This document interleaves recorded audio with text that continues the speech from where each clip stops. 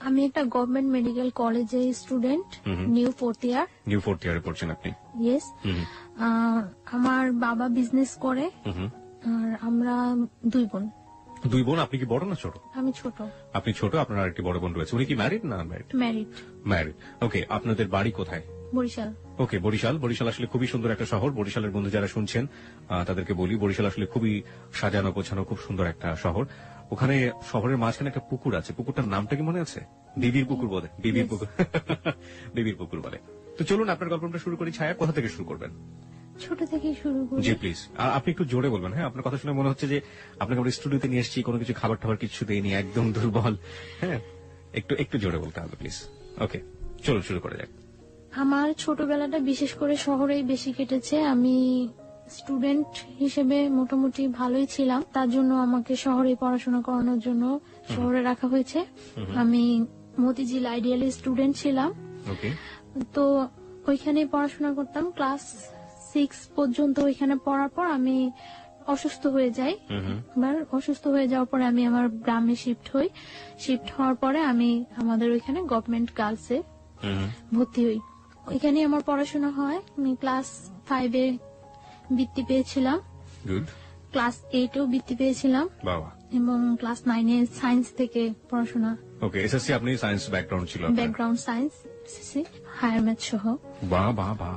আমার ক্লাস যখন আমি 7-এ পড়ি তখন একটা ছেলে আমাকে খুব ডিস্টার্ব করে, অফার করে জাস্ট, কিন্তু তখন আমি এই ব্যাপারটা সম্পর্কে কোনো অবহিতই না, কিছুই আমি জানি না। আপনি ক্লাস 7-এ থাকা অবস্থায় আপনি ফিলিংসটাই বোঝেন না যে আসলে ব্যাপারটা কি। তখন আমার মাথার মধ্যে শুধু একটাই ইয়ে ছিল যে আমি পড়াশোনা, এর বাইরে কিছু তেমন কিছু না। এবং আমি খুব চঞ্চল ছিলাম। আমার ফ্যামিলি ব্যাকগ্রাউন্ডের যত পার্সন আছে সবাই আমাকে খুব পছন্দ করতো। তারপর মানে যখন আমি ক্লাস 7-এ যখন পড়ি তখন থেকে সবসময় আমার প্লেস ছিল 1। তো তারপর 7-এ যখন পড়ি তখন ওই ছেলেটা আমাকে ডিস্টার্ব করে, তখন আমি আমার বাসায় জানাই। ছেলেটা আসলে কে ছিল? ছেলেটা সম্পর্কে আমাদের একটু বলুন, যে আপনার পাড়ায় আশেপাশে থাকতো বা এরকম কিছু? আপনার বয়সের ডিফারেন্স কতটুকু ছিল? হ্যাঁ, আমার থেকে বয়সে 5 বছরের মতো ডিফারেন্স, কিন্তু ছোট ছিল আপনার 5 বছর? আমার 5 বছর বড় ছিল। আর ও পড়াশোনা সেরকম না, মানে আমি ক্লাস 7-এ যখন পড়ি ও তখন ক্লাস 9-এ পড়ে। ওকে, মানে ওর পড়াশোনার গ্যাপ ছিল এবং এসএসসি কমপ্লিট হয়নি, ওর গ্যাপ ছিল। পরে মানে ডিস্টার্ব করে, তখন আমি আমার বাসায় জানাই। বাসায় জানানোর পরে আমার বাসায় বলতে আমি আমার কিছু কাজিনের কাছে জানাই। কাজিনের কাছে জানানোর পর আমার কাজিন কি করে ওকে রাস্তা থেকে ডেকে মানে একটু শাসায় দেয় যে এরকম করবে না, এরকম করলে এরকম করবে। তো কিছুদিন চুপচাপ থাকার পর আমি আবার স্কুল যাই আসি, কোনো প্রবলেম করে না। কিছুদিন চুপচাপ থাকে, তারপর দেখা গেছে আমি যখন স্কুল যাই আমার সাথে সাথে যায়, আবার আমি যখন আসি তখন আমার সাথে সাথে আসে এবং নানা রকম সাউন্ড করে। কি ধরনের সাউন্ড করতো মনে আছে? হ্যাঁ, এইরকম যে ভালো লাগে বললেই তো হয়, কি প্রবলেম, আমরা কি চলি না, এরকম মানে বিভিন্ন রকম সাউন্ড করে। তো মানে সাউন্ড করে এইভাবে ক্লাস 7 শেষ হয়ে যায়, ক্লাস 8 শেষ হয়ে যায়। তো 8-এ যখন আমি বৃত্তি পরীক্ষা দেব, তো বৃত্তি পরীক্ষাটা আমাদের স্কুল থেকে একটু দূরে আরেকটা স্কুলে আমার সেন্টারটা। তো ওই স্কুলে যাই আমি বৃত্তি পরীক্ষা দেই। তো পরীক্ষার মধ্যে ও হলের পিছন দিয়ে ওয়াল টপকায় হলের ভিতরে ঢুকে। তো ভিতরে ঢোকার পরে আমার সাথে কথা বলার জন্য আমার দাঁড় করায়। তারপরে কথা বলার জন্য দাঁড় করানোর পরে আমি বলি যে আপনি আমাকে এইভাবে ডিস্টার্ব করতেছেন, আমার পরীক্ষা চলতেছে, এটা কিন্তু ঠিক না। তো তারপর আমি বাসায় এসে ফার্স্ট তো আমার কাজিনদের কাছে আমি আবারও বলি। তো ওনারা বলে যে বাসায় কিছু বলিস না, এটা বাসায় বললে হয়তো সবাই টেনশন করবো।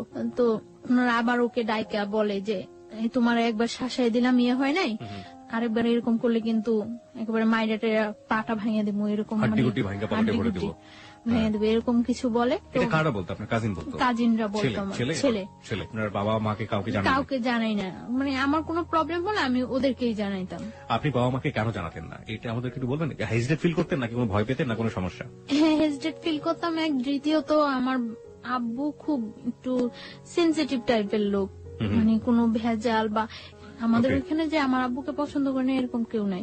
তো তার জন্য আমি আমার আব্বুকে কিছু বলতে পারতাম না, আমার আব্বুকে আমি অনেক ভয়ও পাইতাম, কিছু বলতাম না। মানে আপনি আপনার আব্বুকে অনেক ভয় পেতেন? আর আপনার মা?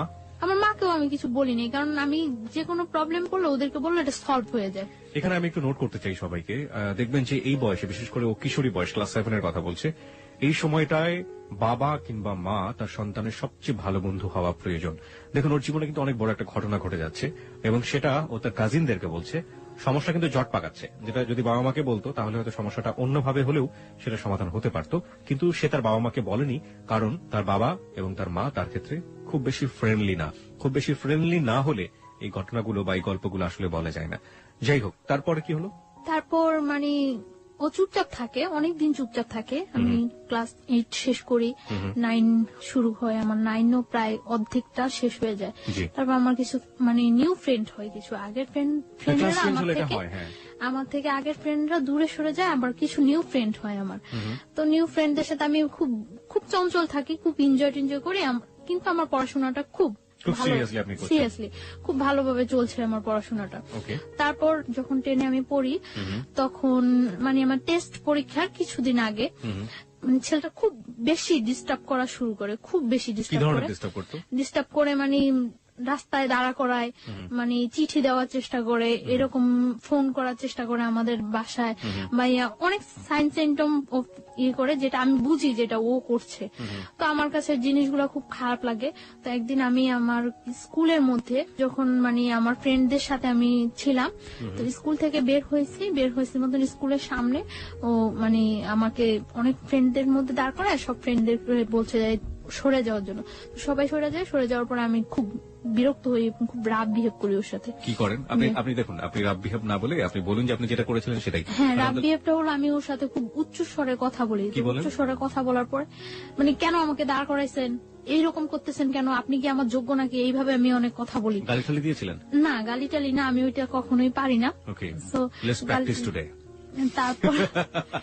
তারপর মানে আমি একটু মজা করছিলাম। আমি একটু জানি যে ওই ছেলেটা তখন আপনার সাথে কি করলো, আপনি যখন রাগারাগি করছিলেন? ও কি চুপ করে বসেছিল? না, চুপ করে নাই, ও মানে দাঁড়ায়া অনেক চোখগুলা অনেক লাল লাল লাল থাকতো, ওর চোখ টোক বড় করে অনেক ইয়ে হয়েছে। তো আমি মানে এক পর্যায়ে আমি ছেলেটাকে একটা চড় মারি। এক পর্যায়ে ছেলেটাকে আমি কথা কাটাকাটি হয়, এক পর্যায়ে চড় মারি। এখন একটা স্কুলের সামনে অনেক স্টুডেন্ট থাকে, অনেক লোকজন ছিল, এমনকি মানে ওই স্কুলের সামনে ঝালমুড়ি আলারা পর্যন্ত ওর ফেভারিট ছিল, সবাই আমাকে মানে ওর কথা বলতো।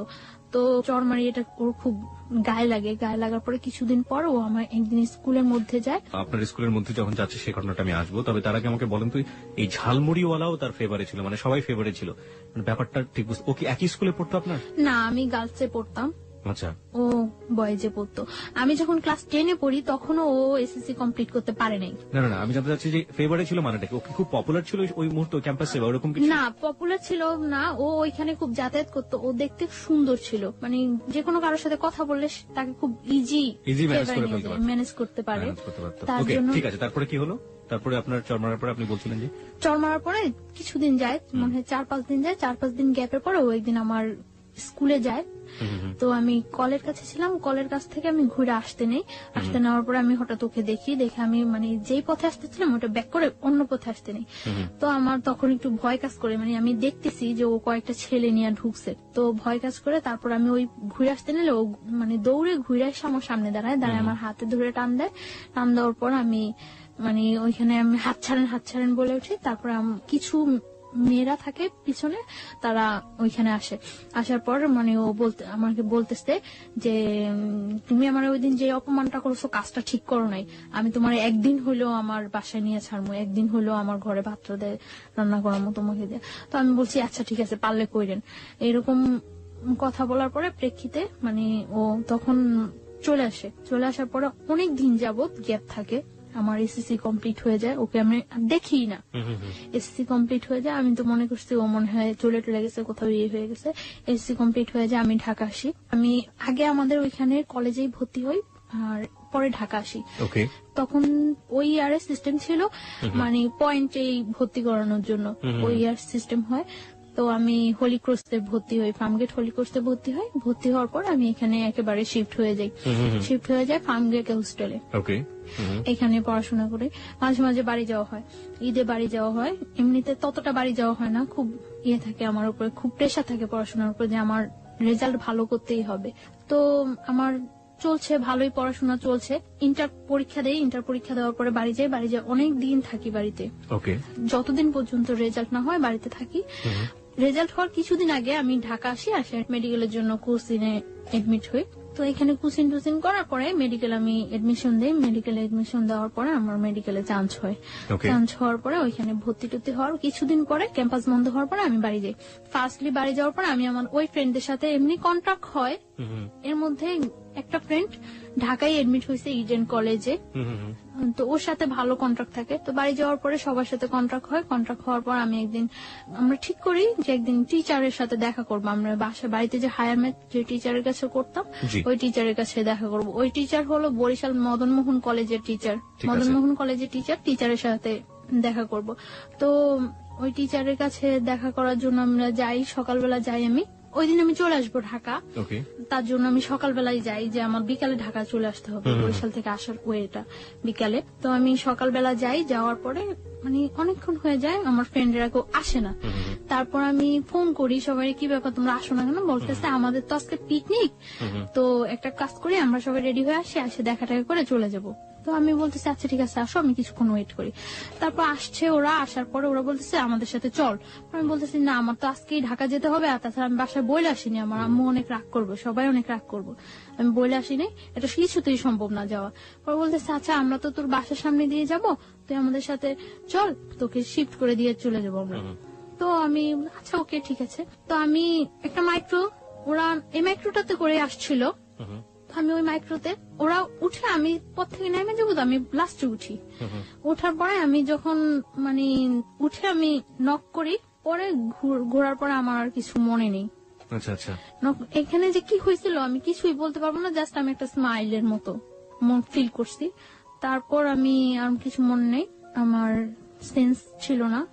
আমার যখন সেন্স আসে তখন সন্ধ্যার দিকে আমি ফিল করতেছি যে তখন সন্ধ্যা জাস্ট আজান হচ্ছে এরকম সময়, এবং তখন আমি দেখতেছি যে আমি মাওয়া ঘাট ওভার করেছি, just Postogola bridge, Dhaka Postogola bridge. কিন্তু আমি তখন মুখে কিছু বলতে পারছি না এবং কোনো কিছু, আমি জাস্ট একবার কি দুইবার চোখ খুলে আবার চোখ অফ হয়ে গেছে। তারপর আমি আর কিছু বলতে পারবো না। যখন আমার সেন্স আসছে রাত্রে, তখন প্রায় 2:30 কি 3টা বাজে মনে হয়, আমি ওইরকম মনে হচ্ছিল আমার কাছে 2:30 কি 3টা বাজে। তখন আমি যে জায়গা, ওই জায়গাটা টাঙ্গাইল, মানে আমি ব্যাক আসার সময় দেখেছি যে ওটা টাঙ্গাইল, কিন্তু তখন আমি জানি না ওটা যে টাঙ্গাইল। আমি একটা বাসায় আছি, ওই বাসায় অনেক লোকজন আছে, এবং আমি এর মধ্যে যখন আমি মাওয়াতে পোস্তকলা ব্রিজ, মাওয়া ঘাট যখন শেষ হলো, পোস্তকলা ব্রিজে যখন আমি চোখ খুললাম, তখন আমি দেখছি যে আমার পাশে ওই ছেলেটা বসা, সামনে আরেকটা ছেলে বসা, মাইক্রোতে 2টা ছেলে, আর আমি সামনে যে ছেলেটা বসা, ওই ছেলেটাকে আমি কখনোই দেখি নাই, আর আমার সাথে পরিচিত না ছেলেটা। আপনি কি মাইক্রোতে তখন? তখন আপনি মাইক্রোর ভিতরে? তখন আমি এর মধ্যে যে 2বার চোখ খুললাম, তখন আমি দেখতে পেয়েছি যে আমার সামনে ছেলেটা ড্রাইভারের পাশে বসা, যাকে আমি কখনোই দেখিনি এর আগে, আর আমার পাশে ওই ছেলেটা। এবং তারপর তো রাত্রে আমি যেই বাসায়, যখন আমার সেন্স আসে তখন আমি ওই বাসায়, এবং আমি দেখি যে আমার চারপাশে অনেক লোকজন, ওই বাসার অনেক মেম্বার, বাট আমি তাদের কাউকে তো কখনোই দেখিনি, চিনিও না। তারপর আমি জিজ্ঞাসা করলাম যে আমি এখানে কেন আসছি এবং কিভাবে। তারপর বললো যে তুমি এখানে কোনো শব্দ করবে না, সাউন্ড করবে না, এখানে যদি কোনো সাউন্ড করো তোমারই কিন্তু প্রবলেম হবে, তো এখানে কোনো সাউন্ড টাউন্ড করবে না, চুপচাপ শুয়ে থাকো। তারপর বললাম যে কেন আমি চুপচাপ শুয়ে থাকবো, আমি এইখানে আসলাম কিভাবে, আমি তো এখানে আসার না, আমার তো আজকে ঢাকা যাওয়ার কথা। তারপর বলতেছে তুমি ঢাকায় আসো, প্রবলেম নাই। ওই বাসায় একটা মহিলা বলতেছে আমাদের, তুমি ঢাকায় আসো, প্রবলেম নাই, চুপচাপ শুয়ে থাকো, আমরা কিন্তু লোক বেশি ভালো না, বেশি সাউন্ড করবা একেবারে জবাই করে দেবো। আমি তারপর চুপচাপ শুয়েছিলাম। সকাল হওয়ার পর আমি দেখলাম যে ওই ছেলেটা আসছে ওই বাসায়, ওই বাসায় ছিল না, আমিই ছিলাম ওই বাসায়, আসছে। এবং আসার পরে মানে এতক্ষণ তো আমি সবার সাথে কন্টিনিউ ছিলাম, আসার পরে আমাকে একটা রুমে আলাদা করে মানে বসিয়ে আমার হাত পা বেঁধে দেওয়া হয়েছে। বেঁধে তারপরে ও বলতেছে এবার বুঝছো আমার সাথে খারাপ ব্যবহার করার কি ফল, আমি তো তোমার আগেই বলছিলাম যে আমার সাথে রাফ বিহেভ করে কিছু করতে পারবো না, আমার সাথে খারাপ ব্যবহার করার ফল বুঝছো। পর আমি বলছি যে আপনি কেন নিয়ে আসছেন আমাকে এখানে। পর বলতেছে দেখো আমি তোমার নিয়ে আসছি, আমি তোমার কোনো ক্ষতি করবো না, তুমি আমাকে বিয়ে করো, সবকিছু ঠিক হয়ে যাবে, তুমি বিয়ের কন্ডিশনে তুমি যেটা বলবো সেটাই ওকে। পরে আমি বলছি কেন আমি আপনাকে বিয়ে করব? আমি তো আপনাকে বিয়ে করার প্রশ্নই জাগে না। আপনি নিজের অবস্থানটা আর আমার অবস্থানটা চিন্তা করেন। আমি একটা মেডিকেল স্টুডেন্ট আর আপনি একটা যে কোনো ওয়েই নেই আমার সাথে আপনার বিয়ে হওয়ার মতো। আমি কেন আপনাকে বিয়ে করবো? আপনি যে আমাকে এখানে তুলে নিয়ে আসছেন, এটা যদি কেউ জানে আপনার যে কি অবস্থা হবে একবার চিন্তা করছেন? পরে বলতেছে আমি তো তোমাকে তুলে নিয়ে আসছি, এটা তো কেউ জীবনে জানবো না, সবাই তো জানে তুমি আমার সাথে পালায় চলে আসছো। আমি বলছি হোয়াট, আমি আপনার সাথে পালায় আসছি মানে? পরে বলতেছে তোমাকে আমি নিয়ে আসছি তখন সকাল 8:30, আর 9:30টার মধ্যে অত্র এলাকার এমন কোন লোক নেই যে জানে যে তুমি আমার সাথে পালায় আসছো। আমি মানে কি? পরে বলতেছে তুমি তো এটাই বুঝলা না আমি যে কি করতে পারি। তোমাকে আমি নিয়ে আসার পরে আমার বন্ধু বান্ধব হইতে সবাই এলাকায় পাবলিশ করে দিছে যে তুমি আমার সাথে পালায় আসছো, আর তোমার সাথে যে আমার আগে থেকে একটা ইয়ে হইতেছিল এটা তো সবাই জানে। পরে আমি বলতেছি আশ্চর্য, এই কথা কেউ বিশ্বাস করবো না যে আমি আপনার সাথে পালায় আসছি। আমি আপনার সাথে পালায় আসতে যাবো কেন? পরে বলতেছে কেউ বিশ্বাস করবে না, কিন্তু করানো হয়েছে, সবাই এখন জানে যে তুমি আমার সাথে পালায় আসছো, বিশ্বাস করো না। তারপর ও কয়েকটা নাম্বারে ফোন দিল, ফোন দিয়ে সবাই একই কথা বলতেছে, মানে ওর পরিচয়টা ও না দিয়ে জিজ্ঞাসা করতেছে যে ওই মেয়েটার সম্পর্কে এই কথাটা শুনলাম, ওই মেয়েটা নাকি পালাই গেছে, এরকম এরকম সবাই একই কথা বলতেছে। হ্যাঁ মেয়েটা পালাই গেছে, কত খারাপ মেয়ে, বাবা কত কষ্ট করে পড়াশোনা করেছে, খুব বিশ্রী বিশ্রী কমান্ড করতেছে সবাই আমার সম্পর্কে। আমি কান্না শুরু করে দিচ্ছি। পরে বলতেছে কান্না করে কোনো লাভ নেই, যা হওয়ার হয়ে গেছে, তুমি মাইনে নাও, বিয়ে করো। আমি জীবনেও না। তারপর ও চলে গেছে। চলে যাওয়ার পরে দুপুরে আমাকে খাইতে দিচ্ছে, এই পর্যন্ত আমাকে কোনো কিছু খাইতে দেয়নি। দুপুরে আমাকে ওই বাসায় খাইতে দিছে শুটকি, বেগুন, ভাত খাইতে দিছে, যা আমি কখনোই খাইনি এর আগে। খাইতে দেওয়ার পর আমি খাই নাই। না খাওয়ার পরে ও এসে আমার বলতেছে সোজাসুজি খাও, না হলে কিন্তু মারবো। আমি বলছি আপনি আমাকে মারবেন কেন? আপনি মারার কি আমাকে? আমাকে আমার বাবা মা পর্যন্ত কোনো টাচ করে নেয় আর আপনি মারবেন? পরে বলতেছে আমি মারার কে, তুমি দেখবা। পরে বলতেছে খাও। পরে আমি বলছি না আমি খাবো না, আমি এই খাবার খাবো না। পরে বলছি কি খাইবা? আমি বলছি আমি কিচ্ছু খাবো না, আমার বাড়িতে নিয়ে আসেন, আমার বাড়িতে দিয়ে আসেন। আপনারা আমার বাড়িতে না দিয়ে আসেন, আমার বাড়ি কারোর সাথে কন্ট্যাক্ট করতে দেন, সে এসে আমার বাড়ি থেকে লোকজন এসে আমাকে নিয়ে যাবো। ইম্পসিবল, তুমি তো তোমার বাড়ি থেকে আর কখন জীবনেও কন্ট্যাক্ট করতে পারবে না, তুমি আর জীবনেও তোমার বাড়ি কারোর কাছে যাইতেও পারবো না, কন্ট্যাক্ট করতে পারবে না। তারপর চলে গেছে। তো আমি আর কি বলবো, চুপচাপ ছিলাম, আমি খাইনি। তারপর রাত্রে আবার আসছে, রাত্রে এসে বলছে তুমি চিন্তা করছো, ডিসিশন নিছো, কি করবা? আমি বলছি ডিসিশন নেওয়ার কিছু নেই, আমার পক্ষে আপনাকে বিয়ে করা সম্ভব না। আর আগে তো যা ছিল এখন তো আরো আগে সম্ভব না। আপনি কত বড় একটা অপরাধ করছেন, আপনি আমার তুলে নিয়ে আসছেন না জানে, তারপরে আনছেন টানছেন সবার কাছে, আবার এটা প্রকাশ করে দিচ্ছেন আমি আপনার সাথে পালাই আসছি। কত খারাপ কাজ করছেন, ইম্পসিবল, আমি আপনাকে কখনোই বিয়ে করবো না। পরে বলতেছে তুমি বিয়ে করবা, পরে তুমি আমার সাথে সংসারও করবা, আমার কাছেই থাকবা তুমি। বলছে না আমি কখনো এই কাজ করবো না, আমি আপনার বিয়ে করবো না, আপনি যদি আমার মায়েরাও ফেলান তারপর আমি আপনাকে বিয়ে করবো না। তারপর বললো মায়েরা ফেললো বিয়ে করবো না? না, আমি বলছি না করবো না। তারপর বলতেছে যে খাও, এখন ডিম ভাজি আর ভাত নিয়ে এসছে খাওয়ার জন্য। যে জায়গায় নিয়ে গেছে ওই ফ্যামিলিটা ততটা এস্টাবলিশড ফ্যামিলি না, কিন্তু মানে লোকগুলা খুব ভালো না, এটা আমার কাছে আমি ফিল করতে পারছি যে লোকগুলো খুব ভালো না। তারপর বলছে খাইবা না? পরে আমি বলছি না খাবো না। তারপরে তখন আমার অনেক মানে চুল ছিল, বড় চুল ছিল, আমি তখন বোরকা পরি না, চুল ছিল। তখন বলতেছে যে এখন যদি আমি তোমার চুলগুলি সব কাটে দেই তারপর কি তুমি খাইবা? আমি বলছি আপনি আমার চুল কাটবেন কেন? তোমার চুল কাইটা, তোমার চুল একেবারে মানে চুরি করলে মানুষ যেভাবে চুল কাটে ওইভাবে চুল কাইটা তোমার যদি একেবারে চেহারা নষ্ট করে সব ইয়ে করে যদি তোমার রাস্তায় ছেড়ে দেয় তারপরে কেমন হইব? তার চেয়ে বরং তুমি স্বাভাবিক আমাকে বিয়ে করো, বিয়ে করার পরে তুমি যদি পড়াশোনা করতে চাও, সব যা করতে চাও সবকিছু ঠিক আছে, আমি তোমার পড়াশোনা করাম। না আমি আপনাকে বিয়ে করবো না। পরে এভাবে আরো 2-3 দিন চলে গেল। হ্যাঁ না খাওয়া, আমি খুব উইক হয়ে যাচ্ছি, না খাওয়া 2-3 দিন চলে গেছে। 2-3 দিন চলে যাওয়ার পরে টর্চার করা শুরু করলো। টর্চার বলতে কি এমনিতে কোনো টর্চার না, জাস্ট চর মারতো। আর আমার মানে পা বাঁধা এইভাবে বাইধা রাখছিল, তো পায়ের নখের মধ্যে পাড়া দিয়ে দাঁড়ায় থাকতো, যেটা খুব পেন ফিল হতো, কারণ নখ তো খুব সেন্সিটিভ জায়গা, ওইখানে পাড়া দিলে খুব পেন ফিল হতো। তখন আমি মানে চিল্লাইতে চাইলে মুখ বন্ধ করে ধরে রাখতো।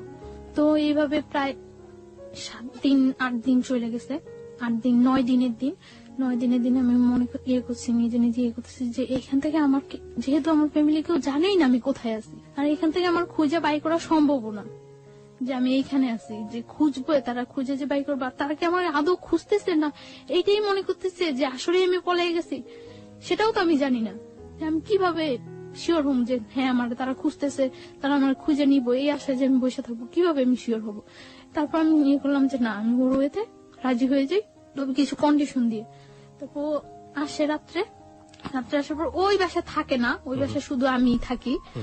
ওই বাসায় থাকে না, একটা ঘরের মধ্যে আমাকে আটকে রাখছিল। ঘরটা হলো অর্ধেক টিন অর্ধেক মাটি, এরকম ঘর।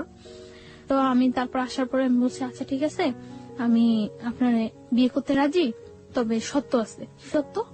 সত্য হলো আমার পড়াশোনা শেষ না হওয়া পর্যন্ত আমি আপনার সাথে কোনো রিলেশনে যেতে পারবো না। যেহেতু আমার ক্যারিয়ার আছে, আমি মেডিকেল স্টুডেন্ট, আমার এত কষ্ট করে যেহেতু আমি এতটুকু আসছি, আমার ইয়াটা শেষ হোক, সেটা আপনার জন্য বেটার হবে, আমার জন্য বেটার হবে। যেহেতু আপনিও ততটা এস্টাবলিশড না, তখনও একটা চাকরি করতো নাকি, ওই যে অনেকদিন আগে চলে আসছে দেশ থেকে, আসে ঢাকা একটা চাকরি করতো। তো বললো যে এটা কি, এই কথা কি থাকবো? আমি বলতেছি হ্যাঁ এই কথা থাকবো, আমি পড়াশোনা করা পর্যন্ত আমাকে আপনি কোনো ডিস্টার্ব করবেন না, আমি তো বিয়ে তো করছি না। আর তারপরে বলতেছে ওকে। আপনি আসলে ডিস্টার্ব না করা বা রিলেশন বলতে আসলে কি বোঝালেন, যে ফিজিক্যাল রিলেশনের কথা? ফিজিক্যাল বা মেন্টালি বা ওর পরিবারে নিয়ে সংসার, যাবেন, হ্যাঁ। মানে সবকিছু থেকে যাতে অ্যাভয়েড করতে পারি সবকিছু। আমি ওকে বললাম যে দেখেন, আপনি তো খুব ভালো করে জানেন যে আমি মেডিকেলে পড়াশোনা করি, আমার রেজাল্ট কি বা আমার ক্যারিয়ারটা কেমন হতে পারে। আর আমার ক্যারিয়ার, আমি যদি আপনাকে বিয়ে করি তাহলে তো আপনার ক্যারিয়ার আমার ক্যারিয়ারের সাথে আপনিও তো জড়িয়ে গেছেন, তাহলে আমার একটা ভালো ক্যারিয়ার হলে সেটা আপনার জন্য ভালো হবে। তো আপনি আমাকে কয়েকটা বছর সময় দেন, আমার ইয়েটা শেষ হোক, পড়াশোনাটা শেষ হোক, তারপরে আমি আপনার সব ওয়ে মাইনে নেব।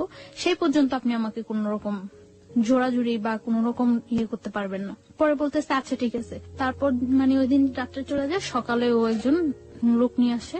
লোকটাকে, এটা কি কাজী না উকিল না কি আমি কিছুই জানি না, একটা লোক নিয়ে আসে, স্টাম্প নিয়ে আসে। স্টাম্পের মধ্যে ওই লোকটা আমার একটা ছবি তোলে আর ওর একটা ছবি তোলে, দুইটা ছবি পাশাপাশি রেখে পিন আপ করে দেয়। পিন আপ করে ওই লোকটা স্টাম্পে যে কি লেখে সেটাও আমি জানি না, জাস্ট স্টাম্পের মধ্যে আমি সই করে দেই। তাও আমি মানে সই করার সময় ভাবতেছি যে আমি কি সই করব না করব না করব না করব না, ওটা সারা জীবনের প্রশ্ন, কি করব আমি। তখন আমি সই করার সময় ভাবতেছি, তখন ও আমার একটা চড় মারলো লোকটার সামনে একটা চড় মারার পরে বলতেছে যে আগেই তো কথা হয়ে গেছে, এখন আবার এরকম করার কি আছে। লোকটা মনে করতেছে না যে আমি তোমার জোর করে নিয়ে আসছি। পরে আমি আমার ফুল নেমটা অর্ধেক লেখি আর বাকিটা লেখি না। ফুল নেমের অর্ধেক লিখি, ও সই করে দেয়। সই করে দেওয়ার পর ওই দিনই মানে সকালে 8টার দিকে ইয়ে হয়, 9টার দিকে ওই বাসা থেকে বের হয়ে নিয়ে আসে। বাসা থেকে বের হওয়ার পরে যখন বাসে উঠি তখন দেখি যে এটা টাঙ্গাইল। তো ঢাকা নিয়ে আসার পরে আমি ওই দিনই ঢাকা আমি আমার হোস্টেলে আমি বলি যে আমি আমার হোস্টেলে চলে যাই, আপনার সাথে বিয়ে তো হয়ে গেছে। আমি হোস্টেলে উঠি। হোস্টেলে ওঠার পরে 2-3 দিন ভালো যায়, কোনো ইয়ে করে না। আমি আমার ফ্যামিলির সাথে যোগাযোগ করার চেষ্টা করি যে কি করব আমি এখন। আমার ফ্যামিলির সাথে যোগাযোগ করার জন্য অনেক চেষ্টা করি, বাট আমার ফ্যামিলির সাথে কোনো কন্ট্যাক্ট করতে পারি না। কেন পারেন না? মানে বাড়ির যে নাম্বারটা, ওই নাম্বারটা অফ থাকে, ওই নাম্বারটা অফ। আর অন্য কোন নাম্বার আমার কাছে মনে নেই, আমার মানে ইয়া থাকে না। তারপর আমি অনেক ট্রাই করার পরে আমি আমার মানে দুলাভাইয়ের সাথে, বোনের হাজবেন্ডের সাথে যোগাযোগ করি। যোগাযোগ করার পরে উনি বলতেছে যে আচ্ছা যা হয়েছে তো হয়ে গেছে, কেউ বিলিভ করে না যে তুমি ইয়ে করছো, তোমার নিয়ে গেছে, সবাই এটাই বিলিভ করে। আর দেখো গ্রাম তো, সমাজ তো, সবাই একটাই জিনিস বিশ্বাস করে যে তুমি ইয়ে করছো, চলে গেছো। আর এখন যদি তুমি ফিরে আসো, এটা মানে কেউ মাইনে নিব না, এটা সবাই তোমার বরং ধিক্কার দিব। তো আমি তারপর বুঝে অনেক বলি, বলার পরে আমি ট্রাই করি আমার ফ্যামিলির কাছে ফিরে যাওয়ার জন্য, কিন্তু তারা কেউ আমাকে নেওয়ার ইয়ে করে না। তখন আমার যে দুলাভাই, ওনার সাথে আমার বোনের জাস্ট ইয়ে হয়, এঙ্গেজ হয়, বিয়ে হয় না। তখন বলে যে দেখো এইটার কারণে হয়তো তোমার বোনের অনেকটা ইয়া ফিল করতে হতে পারে। তো উনি এই কথা বলার পর আমি মানে চুপচাপ থাকি। তারপর উনি বলে যে তুমি যেভাবে আছো ওইভাবে থাকো, তোমার যতটা হেল্প প্রয়োজন সব আমি করব, কেউ ইয়ে করবে না। তোমার হেল্পের প্রয়োজন আমি, যতটা ইয়ে করার প্রয়োজন আমি করব, তুমি পড়াশোনা করতে থাকো, আমি ট্রাই করব তোমাকে যথাসম্ভব বাহিরে পাঠিয়ে দেওয়ার জন্য। কারণ তুমি বাহিরে গেলে গিয়ে তো ওরা আয়ত্তার বাইরে চলে যাবে। জানালেন না ব্যাপারটা? হ্যাঁ জানাই, কিন্তু তারা কেউ আমাকে নেওয়ার জন্য আগ্রহ ফিল করে না। আপনি আমাকে একটু বলেন তো, খুলেই বলেন যে আপনি ফার্স্ট কখন বাবা আমাকে জানালেন, কি রিয়াক্ট করলো, আমি একটু জানতে চাই। This is a very important part of this story. হ্যাঁ, আমি যখন মানে ঢাকা আসি, হোস্টেলে উঠি। হোস্টেলে ওঠার পরে তখন আমার কাছে কোনো টাকা পয়সা কিছুই থাকে না। তো হোস্টেলে ওঠার 2-3 দিন পরে আমি আমার একটা ফ্রেন্ডের নাম্বার থেকে আমার বাড়িতে ফোন করি। ফোন করার পরে বাড়ির নাম্বারটা অফ। এইভাবে আরো 4-5 দিন চলে যায়, আমি কারোর সাথে কন্ট্যাক্ট করতে পারি না। তারপরে আমি হঠাৎ একদিন আমি আমার বই নাড়তেছি, বইয়ের মধ্যে আমার ওই দুলাভাইয়ের নাম্বারটা পাইছি। পাওয়ার পরে আমি আমার দুলাভাইয়ের কাছে ফোন দিছি। দুলাভাইয়ের কাছে ফোন দেওয়ার পরে ভাইয়াকে আমি সব বললাম। আপন দুলাভাই এটা? হ্যাঁ। ওকে। সবকিছু বলার পর আমার ভাইয়া বলল যে কেউ আমাকে এখন নেওয়ার জন্য প্রস্তুত না। তারপর আমি আমার মার সাথে কথা বললাম। তারাও কোনো ইয়ে করতেছে না যে তুমি যা হয়েছে তুমি চলে আসো, আমরা তোমার আবার নতুন করে পড়াশোনা করবো, আমাদের কাছে রাখবো, কোনো ইয়ে হবে না। কিন্তু তারা কেউ এরকম কোন, সবার একটাই ক্ষোভ আমি চলে আসছি। সবাই জানে যে আমি পালাই আসছি, কিভাবে আসলাম, এতটা ইয়ে করলো তারা আমার জন্য। সবাই আমাকে খুব ঘৃণা করে। তখন আমি ফিল করি যে সবাই আমাকে খুব ঘৃণা করে। তখন আমার মধ্যেও রাগ হয় যে আমি এতটা তাদেরকে সাপোর্ট দিছি, তারা যেইভাবে চাইছে আমি ঠিক ওইভাবে পড়াশোনা করছি, ওইভাবে ইয়ে হয়েছি। এই মানুষগুলো আমাকে এতটা ভালোবাসতো, আর সামান্য কয়টা দিনের ব্যাপারে এই মানুষগুলো আমার এতটা অবিশ্বাস করে। আমার মধ্যেও খুব রাগ হয় তখন যে আমি বারবার ফোন করতেছি, বারবার চেষ্টা করতেছি তাদের কাছে যাওয়ার জন্য, কিন্তু কেউ রেসপন্স করতেছে না। একটা লোক বলতেছে না যে আচ্ছা তুমি আসো, বা আমরা আসতেছি তোমার নিয়ে যাবো, বা তুমি আমাদের কাছেই থাকবা, আগের মতো যা হয়েছে সব ভুলে যাও। কেউ আমাকে এই সাপোর্টটা দেয় না। সবাই বলে যে এই কাজটা তুমি কিভাবে করলা, এই কাজটা তুমি কিভাবে করলা। কেউ আমার কথা বিশ্বাসই করে না যে আমি এই কাজটা করি নাই। প্রত্যেকটা মানুষ আমাকে ধিক্কার দেয়, প্রত্যেকটা মানুষ, যে মানুষগুলো আমাকে এত ভালোবাসতো ওই মানুষগুলো প্রত্যেকটা মানুষ ধিক্কার দেয়। তারপর আমি ইয়ে করি যে যা হয়েছে তারা যখন আমার চাই না, আমি আমার নিজে পাই যেইভাবেই হোক দাঁড়াইতে হইবই, আমি যেইভাবেই হোক আমার পড়াশোনাটা চালিয়ে যেতে হবে। এর জন্য যদি আমার ওই ছেলের সাহায্য নিতে হয় আমি তাও নিব। তারপর আমার ভাইয়া বলে যে তোমাকে যতটুকু সাপোর্ট করে আমি করবো, তবে আমি এটা করতে পারবো না যে তোমার আমি নিয়ে আসবো, এটা আমি পারবো না। তোমাকে আমি সাপোর্ট করবো, তুমি পড়াশোনা করতে থাকো, আমি ট্রাই করতে থাকি তোমাকে যেভাবে হোক বাহিরে পাঠিয়ে দেওয়ার জন্য। বাহিরে পাঠাইলে তোমার ক্যারিয়ারটাও ঠিক হয়ে যাবো, তুমি কয়েক বছর বাইরে 4-5 বছর বাইরে থাইকে আসলে সবকিছু দেখবে ঠিক হয়ে যাবো। তারপর আমি ভাইয়ের কথা মতো ইয়ে করতে থাকি। তো এটা যেভাবে হোক জানতে পারে যে আমি আমার ফ্যামিলিতে কন্ট্রাক্ট করছি, জানতে পারে। জানার পরে ও হোস্টেলে এখানে নানা রকম প্রবলেম করা শুরু করে। তো হোস্টেলে এখানে নানা রকম প্রবলেম করার পরে হোস্টেল থেকে আমাকে বলে দেয় যে দেখো তুমি ছাড়াও এখানে আরো অনেক মেয়েরা থাকে, সো এরকম প্রবলেম করলে তো সমস্যা, কি হয়েছে ব্যাপারটা বলো। তো আমি তাদেরকে কিছু বলতে পারি না, কারণ এই ব্যাপারটা কি বলার মতো কোনো ওয়ে আছে যে আমি তাদেরকে বলবো। তারপর আমি ইয়ে করি যে আমি ওরা বলি যে কি চান আপনি যে এইভাবে ডিস্টার্ব করতেছেন, আমি হোস্টেলে প্রবলেম হচ্ছে, আমার পড়াশোনার প্রবলেম হচ্ছে, কি চান। তো ও বলতেছে যে দেখো তুমি আমার বাসায় থাকো, আমার বাসায় থাকতে তো কোনো প্রবলেম নেই, বাসায় থাকো, বাসায় থেকে পড়াশোনা করো, তাহলে আমি তোমার একটা টেক কেয়ারও করতে পারবো। পরে আমি বললাম আচ্ছা ওকে, আমি আপনার বাসায় যাবো। পরে ওর বাসায় নিয়ে যায়। ওদের বাসায় ওর মা, ওর বোন, ও থাকে, 3 জন থাকে। ওদের বাসা নিয়ে যায়। বাসা নিয়ে যে ওর বলে যে সবাইরে বলে যে ওর সাথে কখনো কোনো রাব বিহেভ হবে না, কোনো জোর হবে না, ও এখানে থাকবে, পড়াশোনা করবে, ওর মতো থাকবে ও। তো আমি ওই বাসায় থাকি। ওকে আপনাকে পরিচয় করিয়ে দেয় যে ও আমার বউ? হ্যাঁ, ওই ফ্যামিলি সবাই জানে যে ওইভাবে বিয়ে করেছে। কিভাবে বিয়ে করেছে সেটাও কি জানে না, কারণ না জানলে ওর মানে যখন আমরা টাঙ্গাইল ছিলাম তখন ওর বাড়ি থেকে ওকে সাপোর্ট দিছিল এবং টাকা পয়সার ব্যাপারেও হেল্প করছিল। সো না জানলে তো পসিবল না এটা। ওকে এক বাবার একটাই ছেলে ছিল? না। কয় ভাই বোন ছিল ওরা? ওর 2 ভাই 1 বোন। ওই বড় ছিল সবার? হ্যাঁ, ও বড়।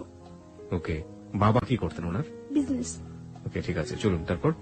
তারপর ওর বাসায় যাওয়ার পর ও ইন্ট্রোডিউস করে দেয় সবার সাথে এবং সব বলে যে যাতে আমার উপর কোনো প্রেশার ক্রিয়েট না করে। তো ওই বাসায় থাকি, আমি পড়াশোনা করতেছি, ভালো ইয়ে করতেছি, কিন্তু আমার মনের মধ্যে সবসময় একটা ভয় কাজ করতো যে ওর বাসায় আছে, ও তো খারাপ, ও খারাপ না হলে এই কাজটা জীবনেও আমার সাথে করতে পারতো না। সো কখন যেন ও কি করে সবসময় আমার মনের মধ্যে একটা ভয় কাজ করতো।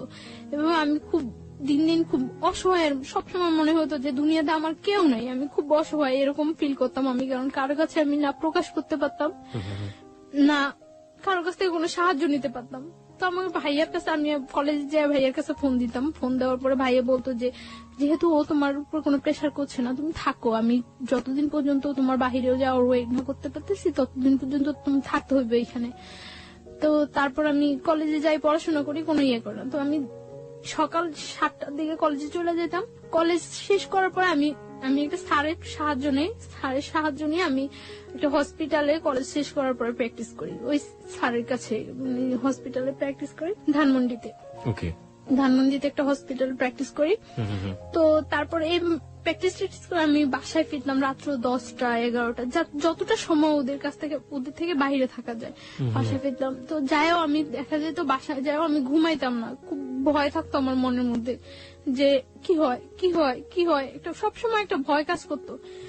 এবং আমার পড়াশোনা হইতেছে, আমার পরীক্ষা হয়, পরীক্ষার পর আমার রেজাল্ট খারাপ হয়, রেজাল্ট খারাপ হওয়ার পর আমি ফিল করতে পারতেছি যে এই ব্যাপারটা আমার পড়াশোনায় খুব হয়ে যায়। তখন মেডিকেল আপনি কোন ইয়ার স্টুডেন্ট? ফার্স্ট ইয়ার দিচ্ছেন আপনি, মানে ফার্স্ট ইয়ার ফাইনাল দিচ্ছেন? ফার্স্ট ইয়ার ফাইনাল দিচ্ছি। তো তারপর আমি করি যে এইভাবে তো চলতে পারে না, এইভাবে কিভাবে আমার যেভাবেই হোক ওদের সাথে আমার মানায় যাইতেই হইবে, যেভাবেই হোক এইভাবে আমার পড়াশোনার ক্ষতি হইতেছে। তো রেজাল্ট খারাপ হয়, তারপর আমি আবার ভালো করে পড়াশোনা করা শুরু করি। আমি সারাদিন বাইরে থাকলেও সারা রাত জেগে পড়াশোনা করি, তো আমার শরীর খুব হয়ে যেতেছে। ওই ছেলেটা কি করতো এই সময়টাতে আপনার? ও একটা জব করতো। না, আপনার সাথে কি ধরনের আচরণ করতো? না, আমার সাথে ও সবসময় ভালো আচরণ করতো, কিন্তু ও শুধু একটা চাইতো যে আমি ওর কাছ থেকে কোনো হেল্প নিতাম না, টাকা পয়সা কোনো। ও আমার প্রায় সময় এটা জিজ্ঞাসা করতো যে আমি এটা কিভাবে করি, কিন্তু এটা তো আমার ভাই আমার সুন্দরবন কুরিয়ার সার্ভিসে আমার জন্য সবসময় টাকা পাঠিয়ে দিত। আমি বললেই হতো যে ভাই আমার টাকা লাগবে, এটা লাগবে, হ্যাঁ দুলাভাই পাঠিয়ে দিত। তো এর মধ্যে আমি পাসপোর্ট করে সবকিছু আমার জমা দেওয়া হয়ে গেছে। বাইরে আমি অ্যাপ্লাই করছি। কোন দেশে অ্যাপ্লাই করেছিলেন? কানাডাতে চলে যাওয়ার জন্য। কানাডাতে যাওয়ার জন্য স্টুডেন্টের ভিসা, কানাডায় যাওয়ার জন্য করছি, অ্যাপ্লাই করা হয়েছে। তো লাস্ট 2011 লাস্ট ইয়ার লাস্ট দিন 31st নাইট এ পর্যন্ত ভালোই ওই বাসায় থাকতাম। এই সময়টাতে আপনার যেহেতু উনি অবৈধভাবে হোক বৈধভাবে হোক যেভাবে হোক জোর করেই হোক উনি আপনার হাজবেন্ড হয়ে গিয়েছেন, সুতরাং হাজবেন্ড তার ওয়াইফের কাছে একটা সম্পর্ক দাবি করতেই পারেন। এই সময়টাতে কি কোনো ধরনের কোনো ইন্টিমেসি আপনাদের? কখনোই আমার উপরে এরকম কিছু করতো না, কোনো ফিজিক্যাল কোনো ইন্টিমেসি? ফিজিক্যাল বা আমি কোথায় যাই কেন যাই কোনো ইন্টারফেয়ার, শুধু ওর হইতো যে ওর বাসায় থাকতে হবে, এইটাই। মানে কখনো আপনার ফ্রিডম নিয়ে কোনো অত্যাচার করতো না, কিছু করতো না, শুধু একটা কথা আমার বাসায় থাকতে হবে। হ্যাঁ, বাসায় থাকতে হবে। ও মনে করতো যে হয়তো বা ওর বাসায় থাকলে আমি সেফ আছি, কিছু করতে আসছি না বাহিরে। কোন ধরনের অত্যাচারও করেনি, মানসিক বা শারীরিক? না, শারীরিক কোনো অত্যাচারও করতো না। তো আমি দেখা যেত বেশিরভাগ সময় বাহিরে খাইতাম, বাহিরে থাকতাম। আমি আপনার শাশুড়ি বলাটা ঠিক হচ্ছে না কিনা জানি না, ওর বাড়ির যে অন্যান্য যে মানুষজন যারা ছিলেন তারা কি ধরনের আচরণ করতেন আপনার সঙ্গে? হ্যাঁ, আমার শাশুড়ি মানে ওর মা ফিল করতে পারতো যে আমি ওকে খুব ডিসলাইক করি এবং আমি আজকে হোক কালকে হোক চলে যাবো, এটা উনি ফিল করতে পারতো। উনি সবসময় বলতো যে এই মেয়ের জন্য এত কিছু করতেছোস, এই মেয়ের পড়াশোনা করানোর জন্য, এই মেয়ের জন্য এত কিছু করতেছ, মেয়ে থাকবো না। তো সবাই বলতো, মানে উনি আপনার সাথে কোনো খারাপ আচরণ করতো না? আমার সাথে কোনো করতো না, আমার সাথে জাস্ট মানে আমি খুব কথা বলতাম না বাসায়, যে সবসময় আমি চুপচাপ থাকতাম, অফ থাকতাম সবসময়। যতটা টাইম বাসায় থাকতাম বেশিরভাগ টাইম বই নিয়ে বসে থাকতাম, এইরকম। মানে আমি না পড়লেও দেখাইতাম যে আমি পড়তেছি, যাতে কেউ ডিস্টার্ব না করে, যাতে কেউ কথা বলতে না আসে। তো আমি শুনতাম উনি বলতো যে এই মেয়ে থাকবো না, এই মেয়ে তো চলে যাইবই, এই মেয়ে তো চলে যাইবই, কারণ যে করার মতো সংসার করার মতো ওই মেয়েই ডিফারেন্স, ও চলে যাইবে। তো মানে উনি ফিল করতো এবং উনি ফিল করতো যে আমি ওদেরকে খুব ডিসলাইক করে, এটা উনি ফিল করতো এবং উনি এটা বলতো বারবার। ওকে, যাই হোক, তারপর একটা করতাম, আমি ওই বাসায় কখনো ঘুমাইতাম না। কেন? এই 1 বছর 3 মাস 3.5 মাস আমি ওই বাসায় ছিলাম। আমার মনে হয় না আমি 1 বছর 3 মাস 3.5 মাসে ওই বাসায় 3 দিনও ঘুমাইছি। কখনো আমি ঘুমাইতাম না, আমার মনের মধ্যে এটা ভয় কাজ করতো, হয় আমার মারে ফেলাইবো, না আমার সাথে জোর করে কিছু করবো, এরকম একটা ভয় সবসময় মনের মধ্যে কাজ করতো। যেই ছেলে আমার ধরে নিয়ে আসতে পারে, বাইন্ধা রাখতে পারে, তুলে আনতে পারে, সেই ছেলের পক্ষে পসিবল না এমন কিছুই নেই। আপনি বলছিলেন যে রাতের বেলা ঘুমোতেন না, আপনি এরকম একটা অবস্থার বর্ণনা দিচ্ছিলেন, তারপরে কখনোই ঘুমাতাম না ওই বাসায়, খুব কম সময়, মনে হয় না আমি এই 1 বছর 3 মাস 3.5 মাসে 3 দিনও ঘুমাইছি। আমার বেশিরভাগ আমি কলেজ ক্লাস শেষ করে যে গ্যাপটা হতো, ক্লাস থেকে আমি নিউ একটা হসপিটালে যাইতাম যেখানে আমি প্র্যাকটিস করতাম, এই গ্যাপটা আমি বেশিরভাগ সময় স্লিপিং ট্যাবলেট নিয়ে কলেজ হোস্টেলে ঘুমাইতাম অনেকক্ষণ যাবত, 2 ঘন্টা 2.5 ঘন্টা 1 ঘন্টা 1.5 ঘন্টা, এবং ওই টাইমটা দেখা যেত যদি ঘুম যদি না আসে তার জন্য আমি বেশিরভাগ সময় স্লিপিং ট্যাবলেট ইউজ করতাম, যাতে আমার ওই ঘুমটা একটু হয়ে যায়। ঘুম হয়ে যায় যাতে। অনেক সময় দেখা যেত স্লিপিং ট্যাবলেট খাওয়ার পরে মানে এই 2 ঘন্টা 2.5 ঘন্টা 1-1.5 ঘন্টার ঘুমে কিছু হয় না, খুব ঘুম পাইতো পরে, কিন্তু তারপর করার কিছু ছিল না, আমার ফিরতে হবে, আমার ওইখানে যেতে হবে, তার জন্য আমি পারতাম না। স্লিপিং ট্যাবলেট খাওয়ার পরেও ঝিমাইতে ঝিমাইতে হয়তো যাইতাম আমি, তারপর আমি বাসায় ঘুমানোর চেষ্টা করতাম না কখনো। তো দেখা গেছে আমার ওই ছেলেটা কি আপনার সাথে একই রুমে থাকতো? না, একই রুমে থাকতো না, আমি ওর মার সাথে থাকতাম আর পাশের আরেকটা রুমে থাকতো। ওকে। দেখা যেত যে অকারণে ওই রুমে খুব কম ঢুকতো না ততটা এই রুমে। দেখা গেছে আমি রাতে 10টা-11টায় বাসায় ফিরছি, ওই 12টা-1টার মধ্যে সবাই ঘুমিয়ে গেছে। ওকে। সো এই রুমে আসার ততটা প্রশ্ন জাগতো না, আর আমি সকালবেলা 7টার মধ্যে বাসা থেকে বের হয়ে চলে ওর বাবা কি বলতো আপনার সাথে? বাবা কোনো ধরনের খারাপ আচরণ করতো? না, ওর বাবার সাথে আমার ততটা হইতো না, দেখা হইতো না, কথা হইতো না, তিনি খুব একটা সময় এখানে থাকতো না। ওকে। তো এইভাবে যাচ্ছিল। লাস্ট কোরবানির ঈদ, কোরবানির ঈদে ঈদ যখন হয় আমি আমার মানে ওদের সাথে বাড়ি যাই, ওদের সাথে ওদের বাড়িতে যাই, গ্রামের বাড়িতে ওদের বাড়িতে যাই। তো যাওয়ার কারণ আমি একা একা কোথায় কিভাবে যাব, গ্রামের বাড়িতে যাই ওদের সাথে। যাওয়ার পরে ওদের ওইখানে আমি তো সকালবেলা যা পৌঁছায় সবাই, তো সকালবেলা যাওয়ার পর আমি 2-3 ঘন্টা পর আমি আমার নানা বাড়িতে চলে আসি, যে ওদের বাড়িতে তো আমি কখন থাকবোই না। মানে গ্রামের বাড়ি কোথায় ছিল? ওদের গ্রামের বাড়ি কোথায় ছিল? আমাদের ওইখানেই, বরিশালে। ওকে। তারপর গ্রামের বাড়িতে যায়, যাওয়ার পরে আপনি ওখান থেকে সুযোগ পেয়ে নানা বাড়িতে চলে যাই, কারণ ওইখানে গেলে হয়তো সবাই আমাকে দেখবে, আমার সাথে কথা বলবে, সবাই ফিল করবে যে ওই মেয়েটাই তো।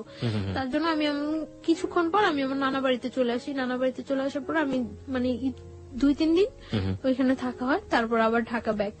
আসার পরে মানে ঢাকা আসার পরে আমি একদিনকে আমি সন্ধ্যার পরে আমি বাসায় ফিরতেছি, 8টা কি 8:30 বাজে আমি বাসায় ফিরতেছি। বাসায় ফেরার সময় একটা ছেলে ভ্যানের উপর বসা থাকে, কয়েকটা ছেলে, ওইখান থেকে একটা ছেলে কমেন্ট করে যে মনে হয় বাড়িতে গেছিল, কয়েকদিন যাবত তো দেখি নাই, বাড়ি থেকে আসছে। তো আমি তখন মনে করলাম যে এই ছেলেটা মনে হয় আমার ফলো করছে এর আগে, যেহেতু আমি বাড়ি থেকে আসার পরে এই কথা বলতেছে। তো আমি বাসায় চলে যাই। তো এর আগে ওই ছেলেটার ফেসটা আমার কাছে একেবারে অপরিচিত, ওই দিনই ফার্স্ট আমি ফেসটা দেখি, এবং ফেসটা দেখার পরে দেখা গেছে যে 2-1 দিনের মধ্যে ওর সাথে আমার দেখা হয়। বিশেষ করে আমি রাতে বাসায় ফেরার সময়, সকালে যখন আমি যাই 7টার দিকে তখন ওরকম কেউ থাকে না। তো রাতে ফেরার সময় দেখা গেছে 2-1 দিন পর পরে ওর সাথে আমার দেখা হয়, এবং কন্টিনিউ তখন আমাকে কমেন্টস করতে থাকে। তো এর আগে আমি যখন পড়াশোনা করি, পড়াশোনা অবস্থা অনেক অফার হয়, কিন্তু কখনো আমার কাছে ওইগুলা রেসপন্স হয় না এবং খুব খারাপ লাগে, কিন্তু ওর কমেন্টসটা কেন যেন আমার ভালো লাগছিল। তো তখন তো আমি একেবারে সম্পূর্ণ একা, কোন ফ্রেন্ডদের সাথেও ততটা মিশতে পারি না, করতে পারি না, দেখা গেছে খুব ডিজার্ভ থাকি। তো ওর কমেন্টস গুলো ভালো লাগার পরে ও কমেন্টস করতে আমি কিছু বলতাম না, আমি শুধু হাসতাম। এরকম কিছুদিন কমেন্টস করার পর একদিন সকালবেলা, আমি ওই দিন শুক্রবার, আমি ওই দিন কলেজ আসিনি, তো সকালবেলা 11টার দিকে আমি বাসা থেকে বের হয়েছি। বাসা থেকে বের হওয়ার পর ও তখন মনে হয় সম্ভবত ফার্স্ট ঘুম থেকে উঠছিল, তো ঘুম থেকে উঠে ও বের হয়ে আমারে দেখছিল, তো বলতেছে আজকে দিনটা অনেক ভালো যাবে। ঘুম থেকে উঠে দেখছি অ্যাঞ্জেল। তো আমি হাসা দিছি, হাসছিলাম, হাসার কাজ। কিভাবে দেখলো আপনাকে? মানে আপনি তো আপনার ওই আগের বাসাতেই থাকতেন। হ্যাঁ, ওই বাসাটা আর ওই বাসা, ওদের বাসাটা কাছাকাছি, একদম কাছাকাছি একদম। কোথায় ছিল বাসা? ঢাকার? এটা ঢাকার এলাকার নাম বললে কোনো সমস্যা নেই, আপনি ছেলের নামও বলেনি, কোনো সমস্যা নেই। কোথায় ছিল বাসাটা? ওর নামটা বলি আমি, ওর নামটা রুমেল। মানে যে ছেলে আপনাকে জোর করে বিয়ে করেছে? না, মানে সেকেন্ড ওয়ান, যার সাথে পরিচয় হচ্ছে। আর বাসাটা কোথায় ছিল ঢাকার? আপনি বাসাটা বলতে চাচ্ছেন না? ওকে, ঠিক আছে, যান। তারপর? কারণ ওই এলাকাটার সবাই প্রায় কম বেশি ঘটনাটা জানে এবং আপনাকে সবাই চেনে। ওকে, ঠিক আছে। আমি এখানে একটু শ্রোতারা অনেক খেপে যাবেন আপনার উপরে, আমি একটু শ্রোতাদেরকে অ্যাড্রেস করতে চাই। দেখুন, আপনারা যারা বলছেন যে আপনারা ওর বাসার নামটা জানতে চান, ও কোথায় থাকে সবকিছু জানতে চান, এই প্রশ্নগুলো আমি ওকে করেছি, এবং তারপরেও যারা ক্ষিপ্ত হয়ে যাচ্ছেন ওর উপর, তাদের উদ্দেশ্যে আমি একটু বিনয়ের সাথে বলতে চাই, ওর বাসার অ্যাড্রেসটা জেনে বা যে ঘটনাটা যেখানে ঘটেছে এটা জেনে আপনি কি বা করবেন বলুন। আপনার এখানে বলতে চাচ্ছি না এই কারণে যে আমি তো সম্পর্কটা থেকে এখনো বিচ্ছিন্ন না। এক্স্যাক্টলি, আমরা গল্পের শেষ পর্যন্ত যাবো, সেটা আপনি আগে থেকে কিছু বলে দিন না। আমরা একটা জিনিস বলি আপনাকে, সেটা হচ্ছে তাদেরকে বলবো যে প্লিজ আমরা গল্পটা থেকে সবাই যে জিনিসটা নেবার চেষ্টা করবো সেটা হচ্ছে মোরাল লেসনটা আসলে কি, ভুলটা আসলে কারা কারা করেছে, কোন কোন জায়গাগুলোতে ভুল হয়েছে। বাসার ঠিকানা জেনে কিংবা ওর পার্সোনাল লাইফ সম্পর্কে আরো বেশ কিছু জেনে ও কোথায় থাকে সেটা জেনে আসলে ওর কতটুকু কিওর আমরা করতে পারবো। হ্যাঁ, সেই হেল্পের জায়গাটা যদি কিছু থেকে থাকে, করার থাকে, তাহলে ও যতটুকু বলবে ততটুকুই আসলে এনাফ। আমরা ওই শ্রদ্ধার জায়গাটুকু যিনি গেস্ট হয়ে আসেন, অতিথি হয়ে আসেন, তার প্রতি যেন বজায় রাখি। জি প্লিজ, তারপরে বলুন। তারপর আমি মানে যে কাজে বাসা থেকে বের হয়েছি ওই কাজে চলে যাই। তো চলে যাওয়ার পর এইভাবে চলতে থাকে কিছুদিন। তো 31st নাইট আমি সন্ধ্যার পরে বাসায় ফিরছি। তো আমি কিছু চকলেট কিনি।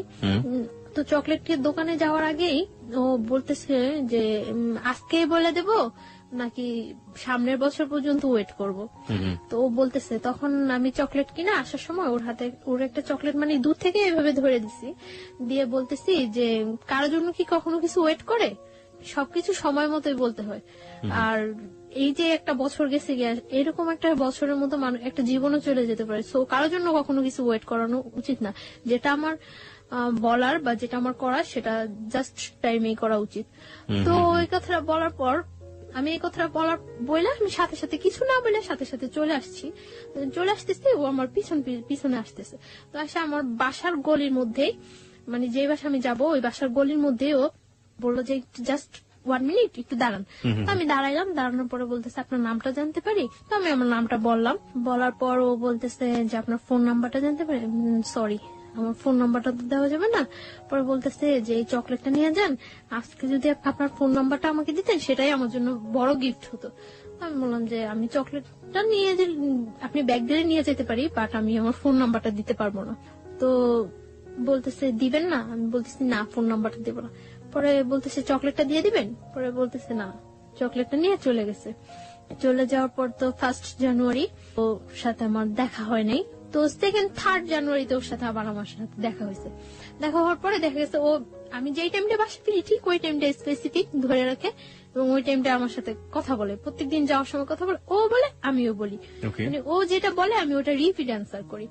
তো একটা কাগজের মধ্যে 6 জানুয়ারি দিন ও একটা কাগজের মধ্যে ওর ফোন নাম্বারটা লিখে আমাকে দেওয়ার জন্য যায়। তো আমি বলি যে আপনার ফোন নাম্বারটা দিয়ে লাভ নেই, আমি আপনাকে কখনো ফোন করবো না। তো বলে যে তাহলে আপনার ফোন নাম্বারটা প্লিজ দেন। তো আমি নাম্বারটা দেই।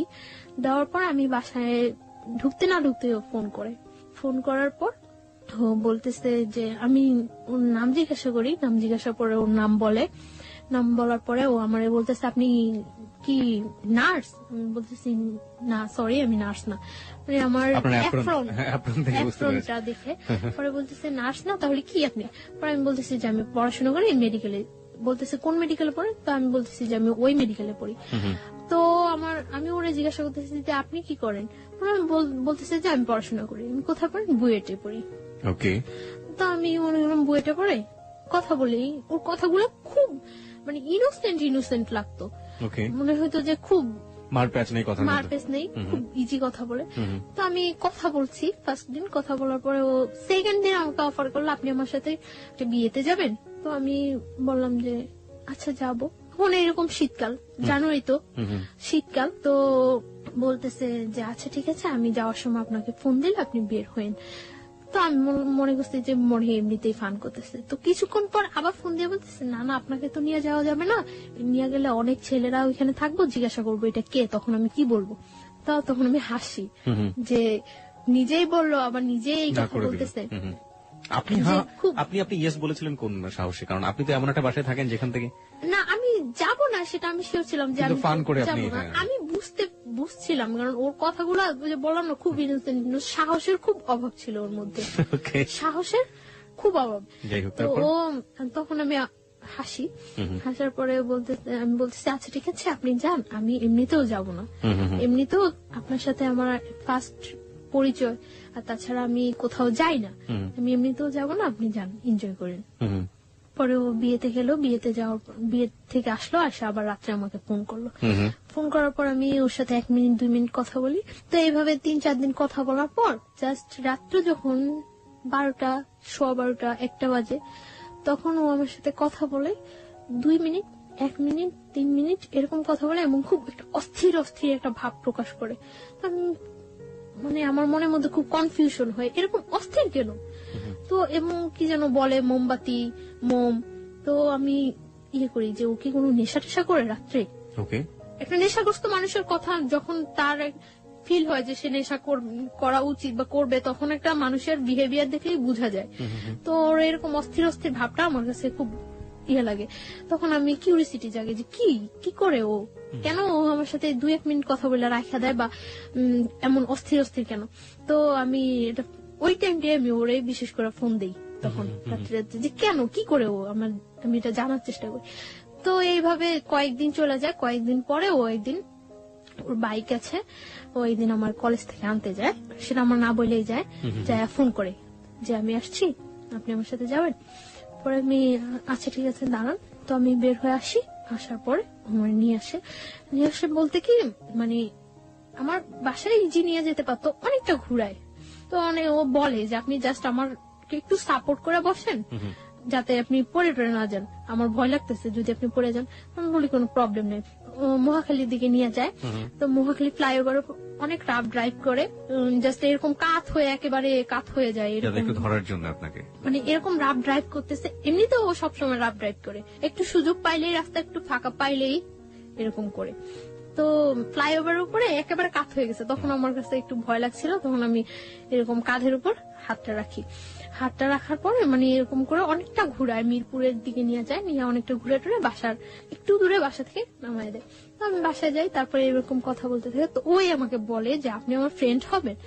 আমি বলছি আচ্ছা ঠিক আছে ফ্রেন্ড হবো। তখন কিন্তু আমি জানি না যে ও পড়াশোনা করে না বা কিছু। তখন আমি বলি যে আপনার ক্যাম্পাসটা তো কাছেই, আপনি কেন কলেজে যান না? তো বলে এই সমস্যা ওই সমস্যা, মারামারি করছে, এটা হয়েছে ওইটা হয়েছে, কিন্তু ও বলে না যে ও পড়াশোনা করে না বা করেই নেই, ওইটাও বলে না।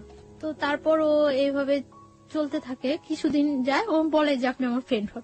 আচ্ছা ফ্রেন্ডশিপ করলাম ওর সাথে। ফ্রেন্ডশিপ করার পরে মানে কয়েকদিন যায় ভালোই। তো ও বলতেছে যে ফ্রেন্ড থেকে তারপরে চিন্তা পরে করবো, আগে ফ্রেন্ড। আপনার বাসায় বুঝতে পারতাম না এগুলো, যে আপনি যেখানে আছেন যেভাবে আছেন, আপনার তো যিনি আপনাকে জোর করে বিয়ে করেছেন তারও তো বোঝার ব্যাপার ছিল, সেও বুঝতে পারতো না? কেউ বুঝতে পারতো না। আমি সবসময় মানে আউটসাইডে বাইরে গিয়ে ওর সাথে বেশি কথা বলতাম, আর রাতে 2-1 মিনিট কথা বলতাম। তো একদিন আমরা ধানমন্ডি লেকে নিয়ে যায় আমাকে কলেজ থেকে, মানে কথা বলতে থাকে। তো কথার মধ্যে আমি হঠাৎ দেখি ও সিগারেট খাচ্ছে। তো তখন আমি ইয়ে করি যে ও স্মোক করে। তো আমি ওর কথার মধ্যে জিজ্ঞাসা করি যে আপনি কি কোনো নেশা করেন, ড্রাগস নেন বা অ্যাডিক্টেড আপনি? পরে বলতেছে যে হ্যাঁ। পরে আমি বলতেছি যে কেন? পরে বলতেছে যে আমার লাইফে একটা কষ্ট আছে, তার জন্য। তো আমি বলতেছি কি কষ্ট? তো বলে যে একটা মেয়ের সাথে আমার অ্যাফেয়ার ছিল, তো মেয়েটা আমার ছাইড়ে চলে গেছে, তারপর থেকে আমি ইয়ে করি। তারপর মানে এই কথা বলে। তো আমি বলতেছি যে মেয়েটা চলে গেছে তার জন্য আপনি এইভাবে ড্রাগ নিচ্ছেন, এটা কিন্তু ঠিক না। এইভাবে ও কথাটা বলছে, আমার কাছে খুব খারাপ লাগছে। তারপর আমি ওর সাথে ভালো ফ্রেন্ডশিপ করি, প্রায় প্রত্যেক দিনই কথা বলি, সকালে যাওয়ার সময় কথা বলি, বিকালে আসার সময় কথা বলি। তো ও দেখা গেছে মানে আমার বাসার সামনে দিয়ে যাওয়ার সময়, মানে যেতে হলে আমার বাসার সামনে দিয়ে যেতে হয়, আর আমার আসতে হলে ওর বাসার সামনে দিয়ে আসতে হয়। মানে যাচ্ছে আমাকে দেখে যাচ্ছে, আসছে আমাকে দেখে আসছে, এভাবে চলতে থাকি কিছুদিন। তারপরে কিছুদিন চলার পরে একদিন আমি মানে আমার মার সাথে কথা বলি। আমি মার সাথে কথা বলার পর আমার মন খুব খারাপ থাকে। তখন মার্চের 7 তারিখ, 8 তারিখ থেকে আমার পরীক্ষা, 3rd সেমিস্টার। তো আমি ইয়ে করি, মার সাথে কথা বলার পরে মানে আমার মন খুব খারাপ থাকে। খারাপ থাকার পর আমি ওর ফোন করি, আমার সাথে মুভি দেখবেন? পরে বলতেছে হ্যাঁ দেখবো। আমি বলতেছি আচ্ছা ঠিক আছে। তখন বাজে 12:30 দুপুর। হ্যাঁ দুপুর, আমরা 3টার দিকে মুভি দেখবো। এই করি। পরে ও অনেক ফ্রেন্ডদের ফোন দেয় ওর, যে কোন হলে মুভি দেখা যায়, মুভি দেখার মতো কোন ভালো পরিবেশ আছে। তখন মানে স্টার সিনেপ্লেক্সে, তো সিটিতে নিয়ে আসে আমাকে। বাস থেকে বের হই 2টার দিকে। তো আস্তে আস্তে আসার পরে লাল টিপ মুভিটাই হয়।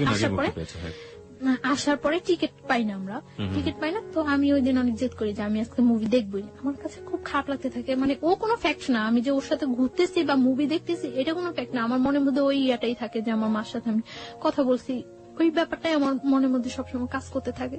টিকিট পাই না, টিকিট না পাওয়ার পরে 7টা শো টিকিট ইয়ে করে, আচ্ছা প্রবলেম নেই 7টাই দেখবো। টিকিট কেনার পরে এখন এখানে গিয়ে এতক্ষণ ওয়েট করবো। তো ও আমাকে বাইরে নিয়ে যায় বাইক দিয়ে, একেবারে টিএসসি ভার্সিটি হয়ে একেবারে ওইদিকে জগন্নাথ কলেজ টলেজ ওইদিকে ইয়ে হয়ে ঘুরায়। তো ঘোরানোর পরে গোলা কিনে, গোলা কিনে। আমি তো গোলা খাই, গোলা খাওয়ার পরে ও শহীদ মিনারের ওইখানে বসে, ও বাইকের উপরে বসে, আমি শহীদ মিনারের যে সিঁড়ি, আছে হ্যাঁ, সিঁড়িতে। প্রাচীরটা আছে Okay. যে সাইডে একেবারে ওইখানে বসে। স্যান্ডেল খুলে বসছিলেন না স্যান্ডেল না মানে পা ঝুলে, পা Okay. ওই পাশে ঝুলে। শহীদ মিনার সম্পর্কে আপনারা মাঝে মাঝে এই ধরনের পত্রপত্রিকা আমরা ইনফরমেশন গুলো পাই, যারা ওখানে বসেন, কাপল বসেন আর নর্মাল মানুষ বসেন, যাই বসেন না কেন, শুধুমাত্র 21শে ফেব্রুয়ারির দিন ছাড়া আর এই ফেব্রুয়ারি মাস ছাড়া বাকি দিনগুলো আসলে আমাদের শ্রদ্ধা থাকে না, আমরা স্যান্ডেল সহ উঠে যাই, যাচ্ছে তাই একটা পরিবেশ থাকে। কর্তৃপক্ষ যারা আছেন তারা তার দৃষ্টি রাখেনি না, কর্তৃপক্ষের কথা বাদ দিলাম, আমাদের অন্তরের জায়গা হচ্ছে ওটা, সেই অন্তরকে যেন আমরা শ্রদ্ধা করি, এমন কোন অ্যাক্টিভিটিস ওখানে না করি। যাই হোক, হ্যাঁ, তারপর আপনি যেটা বলছিলেন। তারপর বসার পরে কথা টথা বলি, অনেকক্ষণ কথা টথা বলার পর আমরা আবার ব্যাক করি। ছবি টবি দেখেছিলেন দুজনে হ্যাঁ, একসাথে? হ্যাঁ। মুভি দেখছিলাম, আমি মুভি দেখতেছিলাম, খুব মনোযোগ দিয়ে কি মুভি ধরনের কথা দেখতেছিলাম। হতো ওই সময় আপনাদের মধ্যে? জাস্ট এই কথা ওই কথা, ও এটা করছে ওইটা করছে এটা করছে এরকম। তো ও কখনো আমার সম্পর্কে জানতে চায়নি, আমার ফ্যামিলি ব্যাকগ্রাউন্ড বা কখনো জানতে চায় না। আর আমি আমার ফ্যামিলি ব্যাকগ্রাউন্ড ওর কাছে সব সত্যই বলছি, ফ্যামিলি বলেছেন, বাট আপনার যে এই যে বিয়েটা হয়েছে বা শুধু এটাই এই বলি, পার্টটা আপনি বলেন। এই পার্টটা বলিনি। তো আমি এখানে কোথায় থাকি সেটা ও কখনো আমার কাছে জানতে চায় না। আমরা মুভি দেখি, আমি মুভিটা খুব মনোযোগ দিয়ে দেখি এবং ভালো লাগে আমার কাছে মুভিটা। আর ও মুভি দেখে না, ও এখানে বসে আমাকে দেখে। তা আমি বের হয়ে ওরে বলতেছি যে মুভি কেমন লাগলো, বলতেছে আমি কি মুভি দেখছি নাকি? আমি তো কি দেখছেন? আমি তখন দেখছি যে আপনি কিভাবে মুভি দেখেন। ওকে ওকে, তারপর মানে বাসায় চলে যাই। বাসায় চলে যাওয়ার পর মানে আমরা বাইরে খাইটা বাসায় চলে যাই। চলে যাওয়ার পর ও রাত্রে আমাকে 1টার দিকে ফোন দেয়, আমি পড়তে থাকি, তখন ফোন দেয়। ফোন দিয়ে ও আমাকে মানে একসাথে মনে হয় যে আমরা শীট টিট দেখে মুখস্থ করে পড়া বলি না টিচারদের কাছে, একসাথে ওরকম মনে হয় যেন কোনো শীট টিট মুখস্থ করে একসাথে ও আমাকে বলে যে আমি তোমাকে পছন্দ করি, এরকম এরকম এরকম সব একসাথে এক চান্সে মুখস্থ বলে দেয়। এক চান্সে মুখস্থ। তো আমি আশ্চর্য হয়ে যাই যে এটা ছোটবেলা আমরা আর পিছনের বাড়ি থেকে মা চিল্লাতো, এই পড়িস না কেন, ওরকম ছোটবেলার কথা মনে পড়ে গেল আপনার কথা। হ্যাঁ, একসাথে বলতো। আমি কি আশ্চর্য, এটা কি কোনো বলার ওয়ে?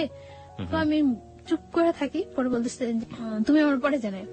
তুমি বলছো তখন? হ্যাঁ, তুমি আমার পরে জানাও। তো আমি কিছু বলি না, চুপ করে থাকি, কেটে দেই ফোন। তারপরেও আমাকে যখন ফোন দেয়, ফোন দিয়ে বলে যে আমি আপনি করে বলি। তুমি বলতেছে যে আপনি করে বলো কেন, তুমি করে বলো, পসিবল না। বলতেছে যে তুমি করে বলো, তুমি করে। এভাবে কয়েকদিন যাওয়ার পর আমি ওকে তুমি করে বলা স্টার্ট করি। ও দেখা গেছে তুমি আপনি মিশ্রণ হয়ে যায়, মিশ্রিত ভাষায় কথা বলতেছে। তো ও হাসতো, মিশ্রিত ভাষায়। এইভাবে কয়েকদিন যায়, যাওয়ার পরে মানে ওর সাথে এক পর্যায়ে কি রিলেশন হয়ে যায়, অ্যাফেয়ার হয়ে যায় আমার সাথে। এবং ওর কথাগুলি আমার খুব ভাল লাগে, যখন কথা বলে আমার খুব ভালো লাগে, আমি অবাক হয়ে তাকিয়ে থাকি যে ও কথা বলে। কিন্তু খুব স্বাভাবিক ভাষায়, সাবলীল শুদ্ধ ভাষায় কথা বলে তা কিন্তু না, নর্মাল কথা বলতেছে, কিন্তু আমার কাছে খুব ইনোসেন্ট লাগে।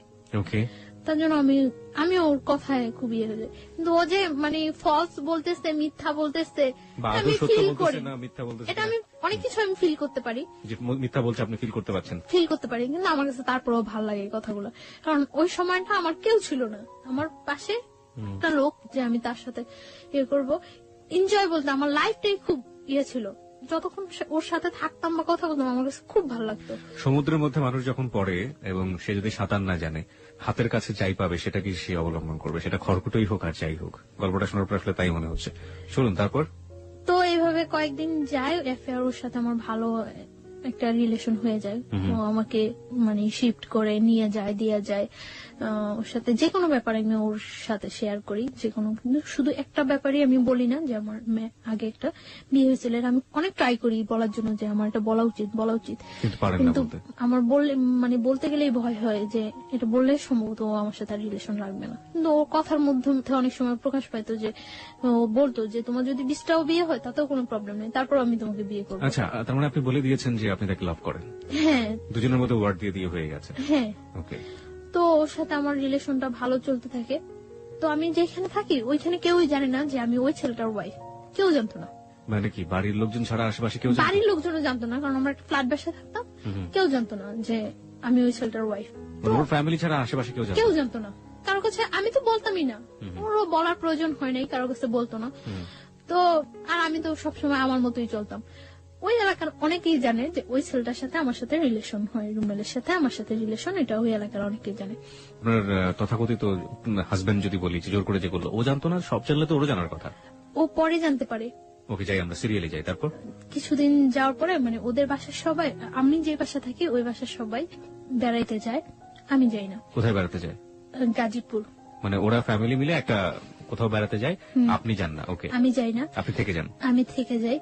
এর মধ্যে ও আবার বাইক অ্যাক্সিডেন্ট করে। বাইক অ্যাক্সিডেন্ট করার পরে ওর একটা ফ্রেন্ডের বাসায় কাছেই, ওর ফ্রেন্ডরা সবাই জানতো, সবাই আমাকে চিনতো, তো কাছে ওর ফ্রেন্ডের বাসা।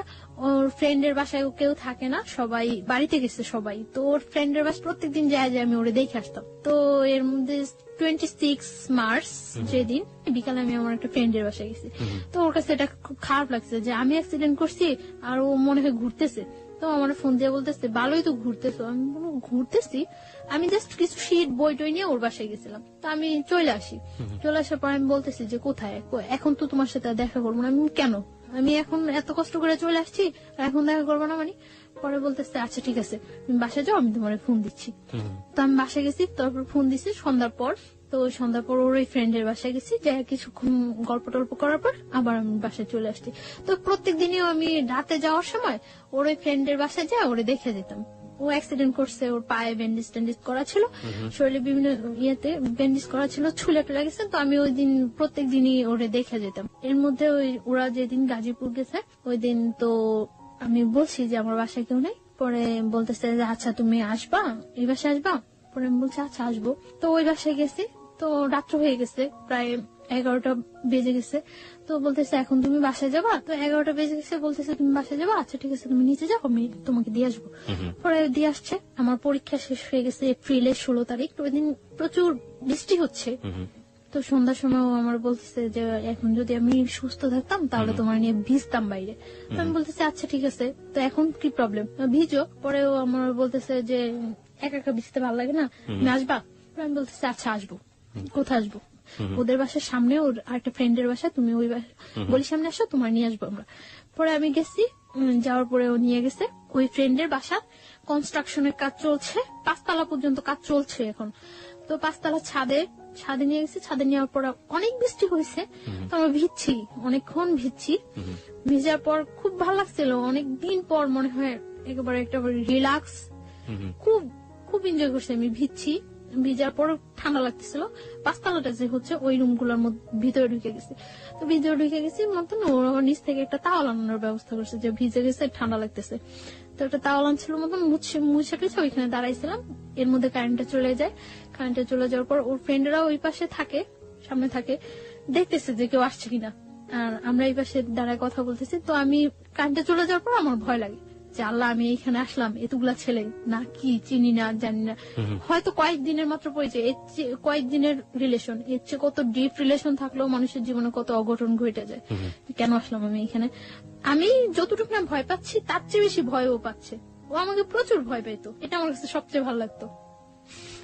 খুব ভয় পেতো আমার। ওকে, মেয়েরাকে আসলে এটা লাইক করে কিনা? মানে ছেলেরা তাদের দেখে ভয় পাবে, ইনফ্যাক্ট কাছের মানুষ তাদের দেখে ভয় পাবে, হয়তো লাইক করে না, আমি পরে ওকে জিজ্ঞাসা করছিলাম যে তুমি আমার ভয় পেতা কেন? আমি তোমার ভয় পেতাম না, জাস্ট সম্মান করতাম যে আমি যদি তোমার সাথে ভুলেও কোনো ফল্ট করে থাকি তাহলে যদি তুমি চলে যাও, এর জন্য আমি তোমার ভয় ভয় থাকতাম। তারপরে কি হলো ওই সময়টা? ওটা বলেন, ওটা নিয়ে লোকজন খুব বেশি আগ্রহ পোষণ করছে যে ওই সময় কি হচ্ছে, সো রোমান্টিক সিচুয়েশন।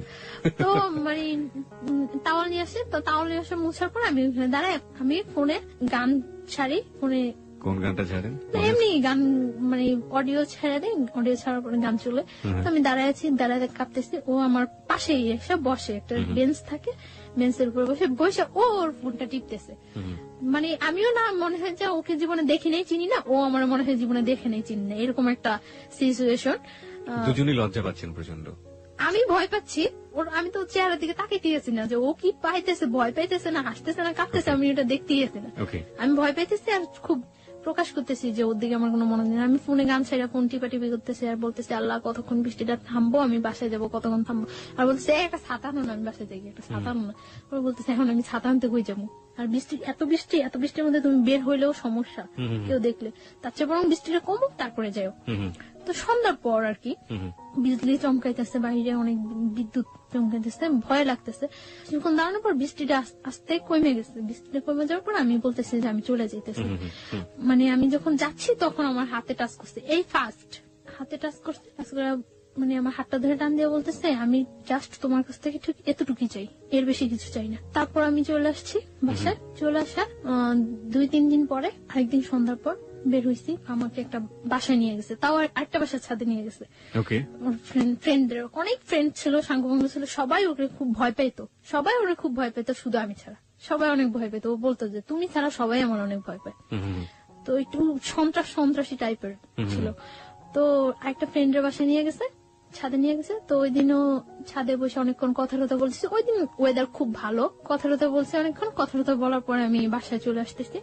তো আমার বাসার আসার একটু আগে মানে গলির মধ্যে আসার পরে ফার্স্ট আমি চলে আসতেছি, তখন আমার হাত ধরে বলতেছে যাও গিয়া। আমি বলছি হ্যাঁ যাই গিয়া। তো তারপর ও মানে আমার হাতটা ধরে টাই না কাছে নিয়ে ফার্স্ট ও আমার কিস করলো, এই ফার্স্ট। এর মধ্যে ওর সাথে আমার কোনো মানে টাচ বা এই ধরনের কোনো কিছু হয়নি। হ্যাঁ, ফার্স্ট কিস করলো, আমিও খুব অবাক হয়ে গেছি কি করলো কাজটা, মানে খারাপই লাগছিল। আমি বাসায় আসার পর ওর সাথে আর কথা বলতেছি না, 2 দিন যাবো তোর সাথে কথা বললে। তো পরে সরি বললো, সরি বলার পর আবার আমরা কথা বলতেছি।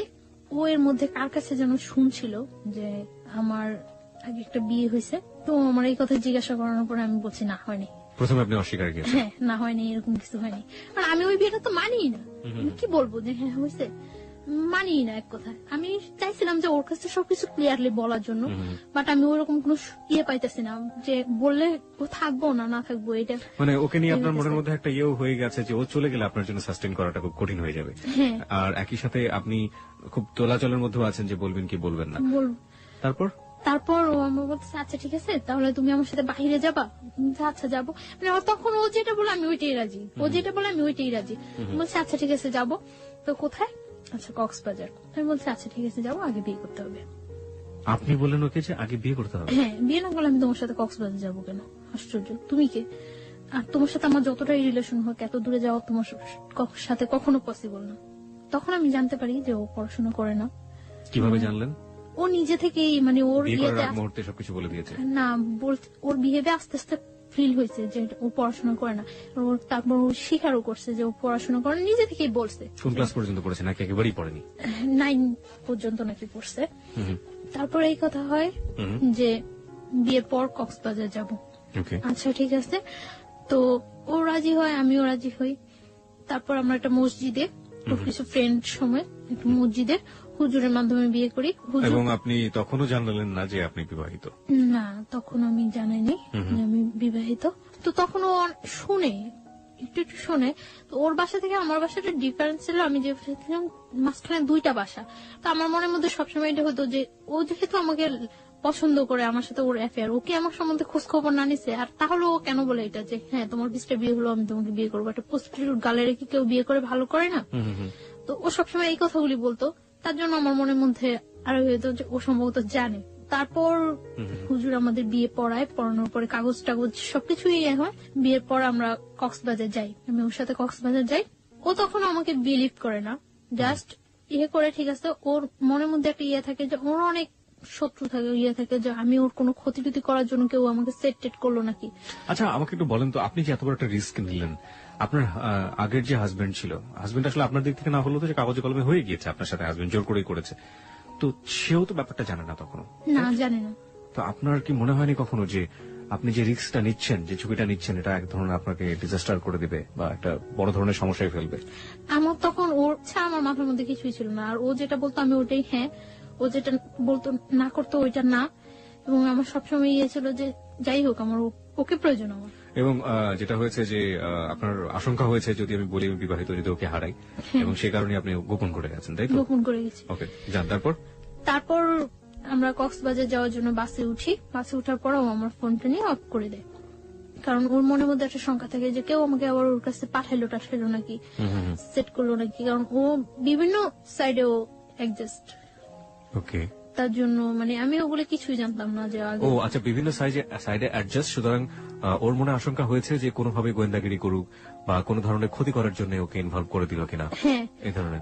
তার জন্য ও তখন মানে কাবিন করে ইয়ে করে নেই, রেজিস্টার করে ইয়ে করে বিয়েটা করেনি, শুধুমাত্র মসজিদে গিয়ে বিয়েটা করেছে। হুজুর দিয়ে ইয়ে করে বিয়ে করছে যে ও কক্সবাজার যাওয়ার পর শিওর হবে ওকে, যে ও কোনো ক্ষতি করবেন না আপনি। হ্যাঁ আমরা বাসে যাই, যাওয়ার পরে তো তারপর হোটেলে উঠি, দিন আমরা বিকালে সি বিচে ঘুরি, সি বিচে ঘুরে আসার পর রাত্রে ওর সাথে আমার কথা হয়। মানে তখন তো আমরা হাজবেন্ড ওয়াইফ জি। শরীয়ত মতে হাজবেন্ড ওয়াইফ। তো ফার্স্ট রাত্রে কথা অনেকক্ষণ কথা টথা হওয়ার পর তারপর খুব জার্নি করে যাই তো প্রায় মানে যেখানে আমরা কক্সবাজার পৌঁছানোর কথা সকালে, ওইখানে আমাদের প্রায় 3:30-4টা বেজে যায় Okay. কক্সবাজার পৌঁছতে, এবং যাওয়াটা খুব জার্নি হয়ে যায় এবং যে পথের মধ্যে বাস নষ্ট হয় অনেক, তার জন্য মানে তোকে সময় লেগে যায় অনেক। হ্যাঁ খুব ক্লান্ত লাগে, তো আমরা শুয়ে পড়ি। এর মধ্যে ফার্স্ট আমার সাথে রিলেশন, ফিজিক্যাল ইন্টিমেসি বা যেটা বলি শারীরিক সম্পর্ক হয়। তো মানে আমি ওটার জন্য এটাই ছিল আপনার জীবনের first First. Physical relationship, right? Okay. তো আমি ওটার জন্য প্রস্তুত ছিলাম না, কেন প্রস্তুত ছিলেন না? কেন আমার মনের মধ্যে এরকম কিছু ছিল না। ইনফ্যাক্ট আপনি একজনকে বিয়ে করেছেন, আপনি তারপর মনের মধ্যে থাকবে না, ব্যাপারটা কেমন হয়ে গেল না? না আমি এইভাবে চাচ্ছিলাম না, কিভাবে যাচ্ছিলেন? আমি জাস্ট ওর সাথে হ্যাঁ কোনো সম্পর্ক ছাড়া আমার একটা মেয়ে ওর এত দূরে যাওয়া ঠিক না, তার জন্য আমি ওরে বলছি যে হ্যাঁ বিয়ে পরে তারপরে যাব। বাট এইভাবে আমার কোনো ইয়ে ছিল না। আমার কাছে ব্যাপারটা অনেক খারাপ লাগছে, অনেক ভয় পেয়েছি আমি। ভয় পাওয়ার পরে আমি আচ্ছা, ভয় আপনি ওয়াশরুম প্রসঙ্গে আমরা আসছি, ভয় আপনি কেন পেতেন? মানে ভয় কি আপনি পুরো সিচুয়েশনটাকে পেয়েছেন নাকি ফিজিক্যাল ব্যাপারটাকে পেয়েছেন? কারণ আপনি ডাক্তারি পড়াশোনা করছেন, so you know better. Physical রিলেশনটা চেয়ে আমি সিচুয়েশনটা বেশি ভয় ভয় পাইছি, পেয়েছি, এক্স্যাক্টলি। সিচুয়েশনটা আমি বেশি ভয় পাইছি। তো আমি ওয়াশরুমে যাই অনেকক্ষণ কান্না করি, ওয়াশরুমে যাই যে কি করলাম, কি হলো, ঠিক করলাম না ভুল করলাম। আমার মনের মধ্যে সবসময় একটা কনফিউশন থাকতো যে আমি কাজটা কি ঠিক করছি না ভুল করছি। তো ও বুঝতে পারে যে আমি ওয়াশরুমের মধ্যে কান্না করতেছি। তো আমি অনেকক্ষণ পর যখন দরজা নক করার পর আমি ওয়াশরুমের দরজা খুলি, তো ও আমার টাওয়াল দেয়। তারপর আমি ফ্রেশ ট্রেশ হয়ে ভিতরে এসে দেখতেছি যে ও হাত কেটে অনেক ব্লাড ইয়ে হয়েছে। তো আমার কাছে আবার অনেক খারাপ লাগে যে ও হাতটা কাটলো আমার জন্য, আমি এই সিনটা তো না করলেও পারতাম না। আমি বুঝতেছিলাম না যে আমি কি করছি, কি করা উচিত, বা আমি ভুল করতেছি না ঠিক করতেছি। শুধু আমার এর মধ্যে আমি একটা জিনিস ফিল করি যে আমি কোনো কিছু না করলে হয়তো বা ও আমার ছেড়ে চলে যাবো। আর ভয় পাইছি, এতটা দূরে গেছি, কখনো যাই নাই ওইখানে, কাউকে চিনি না, তার জন্য অনেকটা ভয় পাইছি। তো তারপর খাবার নিয়ে আসে, খাবার নিয়ে আসার পর ও নিজে আমার খাওয়াই দেয়, খাওয়াইটাও দেওয়ার পর মানে আমার ইয়ে করে যে সরি তুমি যে এরকম কান্নাকাটি করবো আমি বুঝি নাই, এটা কর। তারপর ইজি হয়ে যায়। তারপর মানে ও আমার অনেক বুঝায়, কান্নাকাটি করে। আমি তারপর ঘুমায় যাই। আমি মানে ঘুমায় যাওয়ার পর ও যে হাত কাটে, তখন আমি দেখি যে হাত কাটে ব্লাড ব্লিডিং হইতেছে। তারপর আমি ওটার ওয়াশ টশ করে মুছে টুছে দিয়ে ব্যান্ডেজ দিয়ে আমার কাছে তখন আমার কাছে অনেক খারাপ লাগে যে আসলে মনে হয় ও ইচ্ছাকৃত ভাবে কাজটা করেনি, করলে কি আমি আমার কষ্ট পাওয়াতে কি ও হাত কাটতো। তারপরে ও এখানে থাকি, 4-5 দিন থাকি, আমরা খুব এনজয় করি। তারপর এনজয় করলেও ওর মধ্যে একটা মানে কনফিউশন থাকে। আমার মনের মধ্যে তো সবসময় একটা ইয়ে যে আমি কি করতেছি, কোথায় যায় দাঁড়াবো আমার জীবনটা, আমি কি করতেছি এটা। আর আমার মনে হয় যে আমার চোখ বুঝলে শুধু আমি ওরে ফিল করতে পারি, আর কিছুই না। তখন আমি ফিল করতে পারতেছিলাম যে ও যদি যতটা খারাপই হোক আর যতটা পড়াশোনা না করুক, যাই করুক, তারপর আমার মনে হয় যে আমার জন্য ওরে প্রয়োজন। আমি এটা ফিল করতেছি, খুব খুব ফিল করতেছি। হ্যাঁ আমি দেখি যে ও খুব কান্নাকাটি করতেছে। তো আমি ওরে জিজ্ঞাসা করি যে কেন কান্নাকাটি করতেছো। তখন ও আমার বলতেছে যে আমি তোমার অনেক লাভ করি, অনেক ভালোবাসি, কিন্তু বাট যদি আমি তোমার না পাই এজন্য অনেক কান্নাকাটি করে ও, যে আমি তো আমার ফ্যামিলির কিছুই জানিনি যে এরকম ইয়ে করতেছি। এর মধ্যে আমরা হিমছড়ি, মহেশখালী অনেক জায়গায় ঘুরি, খুব এনজয় করি। তার মধ্যে আমার মনের মধ্যে সবসময় একটা ও আমরা জিজ্ঞাসা করতো কি চিন্তা করো তুমি, এত কি চিন্তা করো, এত কি চিন্তা করো। তারপর আমি বলতে পারতাম না যে আমি এই ব্যাপারটা চিন্তা করতেছি। আমার মনের মধ্যে সবসময় ইয়ে হতো যে ও আমার ছেড়ে চলে যাবো তাহলে। তো তারপর আমরা ঢাকা চলে আসি। আসার সময় সারা বাসের মধ্যে আমি মানে খুব আমার পেইন ফিল হইতেছিল, পেটে অ্যাবডোমেনাল পেইন হচ্ছিল, আমার পেট ব্যথা করতেছিল প্রচুর। কেন যেন আমার খুব খারাপ লাগতেছিল এবং আমার মনে হইতেছিল যে আমি জীবন থেকে মনে হয় অনেক কিছু হারাই ফেলতেছি।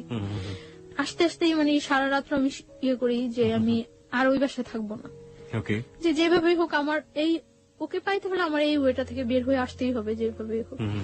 আমি কক্সবাজার যাওয়ার পরেই ওই ছেলেটা জানে যে আমি ওর সাথে কক্সবাজার গেছি বা ওর সাথে আমার রিলেশন। শুনে তখন যে মানে দারোয়ান তারপরে এলাকার লোকজন বলে যে আপনাদের বাসায় যে মেয়েটা আছে ওই মেয়েটার সাথে তো ওই ছেলেটার সাথে রিলেশন। ওকে। তখন ও সবাই পাবলিশ করতে থাকে যে আমি ওর ওয়াইফ, এটা পাবলিশ করতে থাকে। তখন আমি কিছুই জানি না। তো আমি আসার পর আমি তো সকালবেলা এসে আমি দুপুরে এই বাসা থেকে বের হয়ে আসি। আপনার আগের হাজবেন্ডটা এখন পাবলিশ করতে শুরু করলো যে আপনি তার ওয়াইফ। বের হয়ে এসে আমি ওরে ফোন দিই যে আমি বাসা থেকে বের হয়ে আসছি। পরে বলতেছে কেন তুমি বাসা থেকে বের হয়ে আসছো? আমি বলতেছি যে আমার পক্ষে ওই বাসা থাকা সম্ভব না। তখন আমি কিন্তু বলি নাই, শুধু এটুকু বলছি যে আমার পক্ষে ওই বাসা থাকা সম্ভব না। তো আসার পরে ও বলতেছে তাহলে এখন কোথায় যাবা? অনেক মানে ঘুরতেছি আমরা, কোথাও থাকার জায়গা ম্যানেজ করতে পারতেছি না। কি আসছে রুমেল? হ্যাঁ, পরে আমরা ইয়ে করলাম, আমি আমার খালার বাসায় চলে যাই। তখন আমি ওরে প্রেশার ক্রিয়েট করতে চাই যে তুমি তোমার ফ্যামিলিতে জানো, তুমি তোমার ফ্যামিলিতে জানো, যেহেতু আমাদের মধ্যে রিলেশন হয়ে গেছে, বিয়ে হয়ে গেছে, সবকিছু হয়ে গেছে, তো তুমি তোমার ফ্যামিলিতে জানো। তো প্রেশার ক্রিয়েট করার পরে ওর বোনেরে জানায়। তো বোনেরা জানানোর পর ওর বোন আমার সাথে দেখা করার কথা বলে। তো ও এটা বলে না যে বিয়ে হয়ে গেছে, এটা বলে না, জানতো যে পছন্দ করে। তো আমার ওর বোনের কাছে নিয়ে যায়, দেখা টাকা হয়, কথা টথা হয়। পরদিন 15 জুন ওর বার্থডেতে ওর বোনের বাসা আমাকে ইনভাইট করার পর আমি ওর বোনের বাসায় যাই। সবাই খুব ইজি মাইনা নেয়, সবাই বুঝে না আসলে যে রিলেশনটা এত ডিপলি, এটা কেউ বুঝে না, মনে করে যে হয়তো বা থাকবে কি থাকবে না, ফ্রেন্ডশিপ আছে, গার্লফ্রেন্ড বয়ফ্রেন্ড মাইনে নেয় ইজিলি। তো ওর বোনের বাসায় যাওয়ার পর ওই বাসায় দুপুরে আমি লাঞ্চ করার পর বিকালে ওর বোনের হাজবেন্ড, ওর যে দুলাভাই, করে না, সাপোর্ট করে না। তো বিকালে আমি কেক কাটার পর সন্ধ্যা রাত্রেও আমার দিতে আসে। তো দিতে আসার পর আমার খালতো ভাইয়ের সাথে ওর ইন্ট্রোডিউস হওয়ার পর আমার খালতো ভাই ফিল করে যে এটা হলো কারণ যে ওই বাসা থেকে কেন চলে আসছে। এটা আমার খালতো ভাইয়ের সাথে আমার আগে যে হাজবেন্ড ছিল ওর সাথে খুব ভালো রিলেশন ছিল। আমার খালতো ভাই করে কি ব্যাপারটা আমার ফ্যামিলিতে জানিয়ে দেয়। আমার বাড়ি থেকে আমাকে ইমিডিয়েট বাড়িতে যাওয়ার জন্য ফোন করে, আমার আব্বু অসুস্থ বলে। তা আমি বাড়িতে যাই। এই গেলেন কতদিন পরে গেলেন? 1 বছর 4 মাস।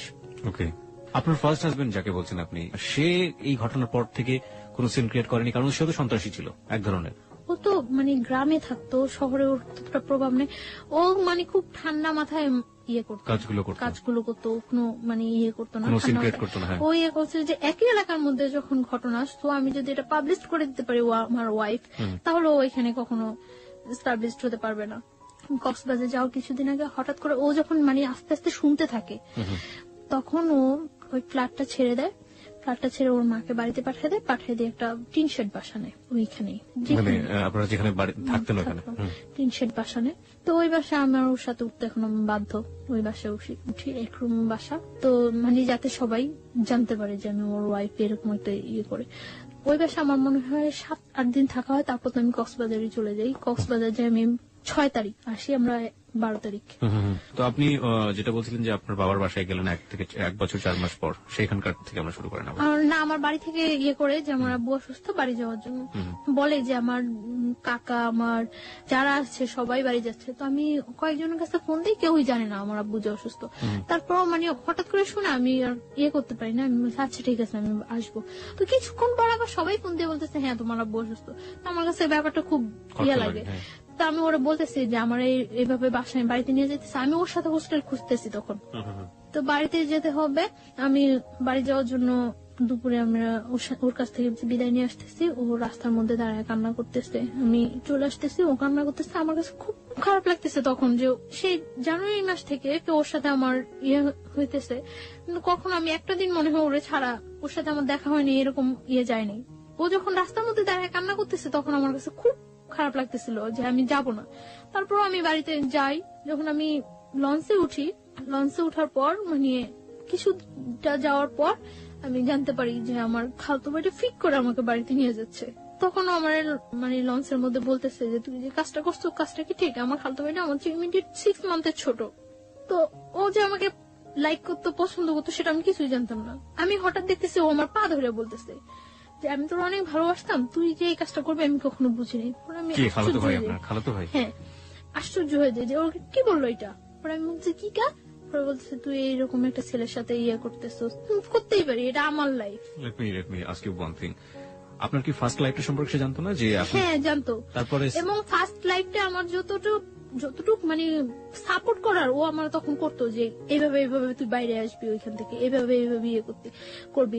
ওর সাথে আমার সাথে জাস্ট একটা ফ্রেন্ডের মতো ছিল আমার খালতো ভাইটার সাথে আমার সাথে। ওকে, যখন দেখলো যে আপনি বাইরে হয়েই গেছেন অন্য একজনের সাথে, তখন গিয়ে সে আপনার পা ধরতেছে যে না তুই এটা করতে পারবি না। ওকে, হ্যাঁ, এবং আমার ফার্স্ট লাইফটা মানে যত সমস্যাগুলি সিনক্রেট করছি আমি ওই বাসায়, সবটা ওর ইয়াতে করছি। ওকে, লেট মি, আমার মনে হয় গল্পটা অনেক জটিল হয়ে গেছে আমাদের শ্রোতাদের কাছে। আমি একটু পরিষ্কার করে দিতে চাই। বন্ধন ব্যাপারটা হচ্ছে এরকম যে প্রথম যে ঘটনাটা ঘটেছে তার জীবনে, ছায়ার জীবনে, সেটা তো আপনারা জানেনই যে জোরপূর্বক, এবং জোরপূর্বক ওর কোনো যাওয়ার কোনো গতি ছিল না, এবং যে কারণে সে ওই ছেলের সাথে এতদিন পর্যন্ত থেকেছে, ওই বাসায় থাকতে হয়েছে তার। এই থাকা অবস্থায় সে তার খালাতো ভাইয়ের কাছ থেকে ফুল সাপোর্টটা পেয়েছে, এবং খালাতো ভাই বলেছে কিভাবে কিভাবে বাসা থেকে বের হয়ে আসবি, কিভাবে কিভাবে তুই আমার এই কাজটা করবি, ওই কাজটা করবি, এটা ফুল সাপোর্টটা সে পেয়েছে। যখন ছায়া একটা ছেলেকে নিয়ে স্বপ্ন দেখছে এবং একটা ছেলেকে নিয়ে অলরেডি বের হয়ে গিয়েছে, ঠিক সেই মোমেন্টে খালাতো ভাই তাকে ওখান থেকে সরিয়ে নিয়ে আসার চেষ্টা করছে, কারণ খালাতো ভাইয়ের উদ্দেশ্য ছিল তাকে ওখান থেকে সরিয়ে নিয়ে আসা, এবং খালাতো ভাই তাকে লাভ করতো। ঘটনার ইকুয়েশনটা এখন এরকম। চলুন তারপর মানে ওর কথাগুলো শুনে আমি সব অবাক হয়ে গেছি। ও বলতেছে যে তুই যে কাজটা করছিস, যে ছেলেটার সাথে তোর অ্যাফেয়ার, তোরা কখনো ইয়ে করবো? পরে আমি বলতেছি হ্যাঁ করবো। তখনও কিন্তু ও জানে না যে আপনি ম্যারিড। না, তো আমি বলতেছি যে হ্যাঁ করবো। পরে বলতেছে যে, পরে ওর সাথে আমার সাথে অনেক কথা কাটাকাটি হওয়ার পরে তো সকালবেলা বাড়ি যেয়ে আমি ওর অনেক রিকোয়েস্ট করি যে তুই বাড়িতে কাউকে এই কথাটা বলবি না, বাড়িতে কাউকে এই কথাটা বলবি না। পরে আমি বাড়িতে যাওয়ার পর ও সাথে সাথে ব্যাপারটা আমার বোনের সাথে শেয়ার করে, এবং আগে থেকেই হয়তো ওই যে রাত্রে ওর সাথে ইন্ট্রোডিউসটা আমার মনে হয় রাতেই ফোনে ও ব্যাপারটা শেয়ার করছিল, এবং শেয়ার করার পরেই বাড়ি থেকে আমাকে নিয়ে যাওয়ার জন্য ইয়ে হয়েছে। আমি বাড়িতে যাওয়ার পরে আমার জিজ্ঞাসা করে যে এরকম যে সত্যি তোর সাথে ওই ছেলের সাথে রিলেশন? পরে আমি বলি যে না, আমার সাথে এরকম কোন ছেলের সাথে, কারণ আমি জানি যে ওইখান থেকে আমার আসতে হলে এটা আমার যেভাবে হোক চাপাই যেতে হবে। তো তারপরে কি করে আমার ফোন থেকে ওই নাম্বারটা, রুমেলের নাম্বারটা আমার বাড়ির সবাই সেন্ড করে দেয়, এবং তখন বাড়ি থেকে রুমেলের ফোন দেয়। ফোন দিয়ে রুমেলের বলে যে তুমি কি জানো ওর যে আগে একটা বিয়ে হয়েছিল? মানে আমার বাড়ি থেকে ইয়েটা ছিল এরকম যে আমার আগের হাজবেন্ডের সাথে কাট করে এখান থেকে আমাকে একেবারে নিয়ে যাবে, এবং নিয়ে যাওয়ার পরে যে আমি বাইরে যাই কিছুদিন বাইরে ইয়ে করে আসবো, আসার পর এস্টাবলিশড ভাবে ইয়ে করার জন্য। কিন্তু আমার খালতো ভাই ওটা ইয়ে করে যে ওই ছেলেটা পড়াশোনা করে না বা দেখতে ইয়ে না, দেখতেও ততটা ইয়ে না, রুমেল ঢাকার ছেলে, তার জন্য সব দিক দিয়ে ওকে ডিসলাইক করানো, মানে আর আমার খালতো ভাইটা সবাই খুব পছন্দ করে, আমার ফ্যামিলি ছাড়াও সবাই খুব পছন্দ করে ওরে। আমি ওরা অনেকবার রিকোয়েস্ট করছিলাম যে তুই বাড়িতে বলবি না। ও কি করছে, বাড়িতে যায় ফোন নাম্বারটা দিয়ে দেওয়ার পর রুমেলের ফোন করছে। আমার মা ফার্স্ট ফোন দেওয়ার পর রুমেল ফোন রিসিভ করার পরে বলতেছে আমি মানে আমার আগের হাজবেন্ডের বলতেছে যে আমি ওই লোকটার শাশুড়ি। তো অবাক হয়ে গেছে যে কি বলতেছে। তো ও মা বলে কথা বলছে, কথা বলার পরে মানে আমার বাড়ি থেকে বলে দিচ্ছে যে আমি ম্যারিড। তো আমার জিজ্ঞাসা করছে যে তুমি কি সত্যি ম্যারিড? পরে আমি বলছি না, আমি ম্যারিড না। কখন আমি বিশ্বাসই করি না যে আমি বিয়ে করছি বা আমার এরকম। আমার ইয়ে ছিল যে ওরা আমি সবকিছু একদম সুন্দরভাবে বুঝাই বলবো, এইভাবে বললে তো। পরে বলতেছে যে সত্যি তুমি ম্যারিড না? আমি একটু গিয়েছিলাম যে আমি যে কাজটা করিনি আমার পক্ষ থেকে, এটা রিলিজিয়াস পার্সপেক্টিভে এটা বিয়ে না, এটা হওয়া সম্ভব না, এবং হ্যাঁ আমার মনের মধ্যে এইটুকু গিয়েছিল যে আল্লাহ আমাকে কখনো এর জন্য শাস্তি দিব না, কারণ আমি তো ইচ্ছাকৃত ভাবে কিছু করিনি। তো বলছে আচ্ছা ঠিক আছে। পরে আমি পরদিনই আমি বাড়ি থেকে খুব তোড়জোড় করে আমি ঢাকা আসতেই হবে, পরদিনই আমি চলে আসি ঢাকা। এক কথায় পালাই চলে আসি ঢাকা, বাড়ি থেকে পালাই চলে আসি, দুপুরবেলা পালাই চলে আসি। আসার পর পরদিন সকালে আসি, আসার পরে আমার মনের মধ্যে কেনই যেন একটা এক্সট্রা সাহস হয়ে গেছিল যে আমি তো এই কাজটা করিনি, তো আমি অন্তত আল্লাহর সাপোর্টটা তো কম। তো আমরা তখন বলতেছো মিথ্যা হলে কিন্তু তুমি পাগল হয়ে যাবে, এটা হইব ওইটা, কিচ্ছু হবে না, আমার কিচ্ছু হবে না। এইভাবে বলিনি যে আমার বিয়ে হয়নি, আমি ওরে বলছি যে না আমি কাউকে বিয়ে করি নাই। Okay, this is the note of line. ও বলেছেন আমি কাউকে বিয়ে করি নাই। আমি কিন্তু এটা বলতে পারতাম যে আমার বিয়ে হয়নি, আমি কিন্তু এটা বলিনি। আমি বলছি যে আমি কাউকে বিয়ে করি নাই, কারণ আমি ওই রেখে দিছি যাতে আমি ওরে বলতে পারি পরে। ওকে, তারপর ও বিলিভ করার পর আমার হোস্টেলে উঠায় দেয়। ওই দিনই হোস্টেলে উঠায় দেওয়ার পরে আমি তখন আমার কলেজ অফ, পড়াশোনা থেকেও আমি অনেকটা ইয়ে হয়ে গেছি। আমি তো ওর সাথে ঘুরতেছি, ইয়ে করতেছি, খুব এনজয় লাইফে। মানে ওরা আমার মতো হ্যাপি পারসন নেই। ও মানে এতটা ভালো হয়ে গেছে, ওর আগে যে অ্যাডিক্টেড ছিল, নেশা করতো, ওগুলো সব ছাড়িয়ে দিতেছে। কি নিত আমাকে একটু বলেন তো সম্পর্কে, ও কি ধরনের নেশা করতো? ও আগে ইয়াবা নিত, ইয়াবা নিত। এমনিতে ও সব প্রকার নেশা করার ওর অভ্যাস আছে। আচ্ছা, আর এমনিতেই ওর যেটা বলছিলেন যে সন্ত্রাসী টাইপের ছিল, মানে কোনো ঝামেলা ছিল? হ্যাঁ, ও বলছিল আমারে যে ওর আউটসাইডে কিছু প্রবলেম আছে। সেগুলো কি আপনি জানেন? হ্যাঁ, আমি জানি। ওকে, মানে you want to share with us or not? Not. আপনি শেয়ার করতে চাচ্ছেন না? না। আমরা ধরে নিচ্ছি ও যাকে ভালোবাসে রোমেল, সে এমন একটা জগতের সাথে জড়িত যেটার সাথে আসলে সাধারণ মানুষের ভালো চোখে দেখার কথা না, কিন্তু ও যে জায়গাটা থেকে রোমেলকে দেখে সেই জায়গাটা অনেক পবিত্র একটা জায়গা। আমরা সেই জায়গাটা থেকে দেখতে চাই রোমেলকে, এবং ও চেষ্টা করে যাচ্ছে রোমেলকে ভালো করার জন্য, এবং রোমেলও সেই জায়গাটা থেকে ভালো হওয়ার জন্য নিজেকে পরিবর্তন করার চেষ্টা করছিল। আমরা এই পজিটিভ জিনিসটাকে হাইলাইট করতে চাই। চলুন তারপর। তো দেখা যেত আগে প্রচুর পরিমাণে স্মোক করতো। যখন আমার সাথে এরকম ডিপ রিলেশন যাচ্ছে, ও তখন দিনে 2-3টা সিগারেট খাচ্ছে, মানে তাও আমাকে বলে বলে খাচ্ছে। না, আমি চাচ্ছি যে ওর লাইফটা আমি এইভাবে করে দেব যাতে ও কখনো এটা করতে না পারে যে আমি আগে একটা বিয়ে হয়েছে তার জন্য ও আনহ্যাপি না। আমার সবসময় চিন্তা থাকতো যে আমি যদি কোনো একটু ভালো করি তার চেয়ে বেটার যাতে ও করতে পারে। আমি সবসময় এটা ফিল করতাম যে আমার ফ্যামিলিটা আমার কাছে ফ্যামিলি না, ওর ফ্যামিলিটাই যেন আমার কাছে ফ্যামিলি। আপনাকে তখন খরচটা দিত কে? আমার কাছে আমি বাড়ি থেকে আসার সময় কিছু টাকা ছিল, তারপর ও বিয়ার করতো এখানে। আমি ও টাকাটা আপনি তো করতে? হ্যাঁ, ওর টাকাটা ওর অনেক রিচ ফ্যামিলি। কয় ভাই বোন ছিল ওরা? এক ভাই এক বোন। ও একা ছিল? একা ছিল। বাবা কি করতেন? বাবা মারা গেছে। সো ও কি বড় ছিল? ও ছোট। ছোট ছিল, বোনের বিয়ে হয়ে গেছে। বুঝতেই পারছেন তার জন্য টাকা ম্যানেজ করা কোনো ব্যাপার না। আচ্ছা, ঠিক আছে। তারপরে আপনি হোস্টেল থেকে পড়াশোনা করতেন? হ্যাঁ, পড়াশোনাটা তখন আমার অফ আছে, আমার কলেজ অফ। রেজাল্ট হয়ে গেছে। রেজাল্ট হওয়ার পর আমার রেজাল্ট খুব ভালো হয়েছে, আমি মেডিকেলের মধ্যে সেকেন্ড পজিশনে আসছি। এত কিছুর পরেও সেকেন্ড পজিশনে আসছি।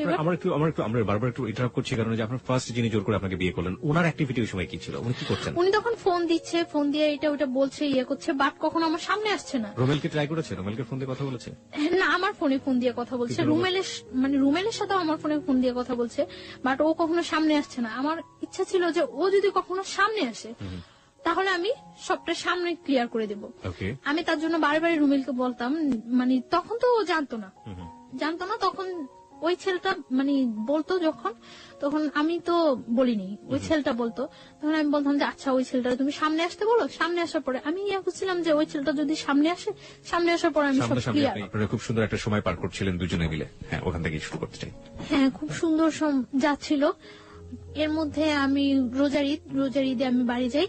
বাড়ি যাওয়ার পর মানে আমার ফ্যামিলি থেকে একটা প্রেসার ক্রিয়েট হয়। তো একদিন ওর সাথে আমি ফোনে কথা বলতেছি, কথা বলার সময় মানে একটু ঝগড়া হচ্ছে।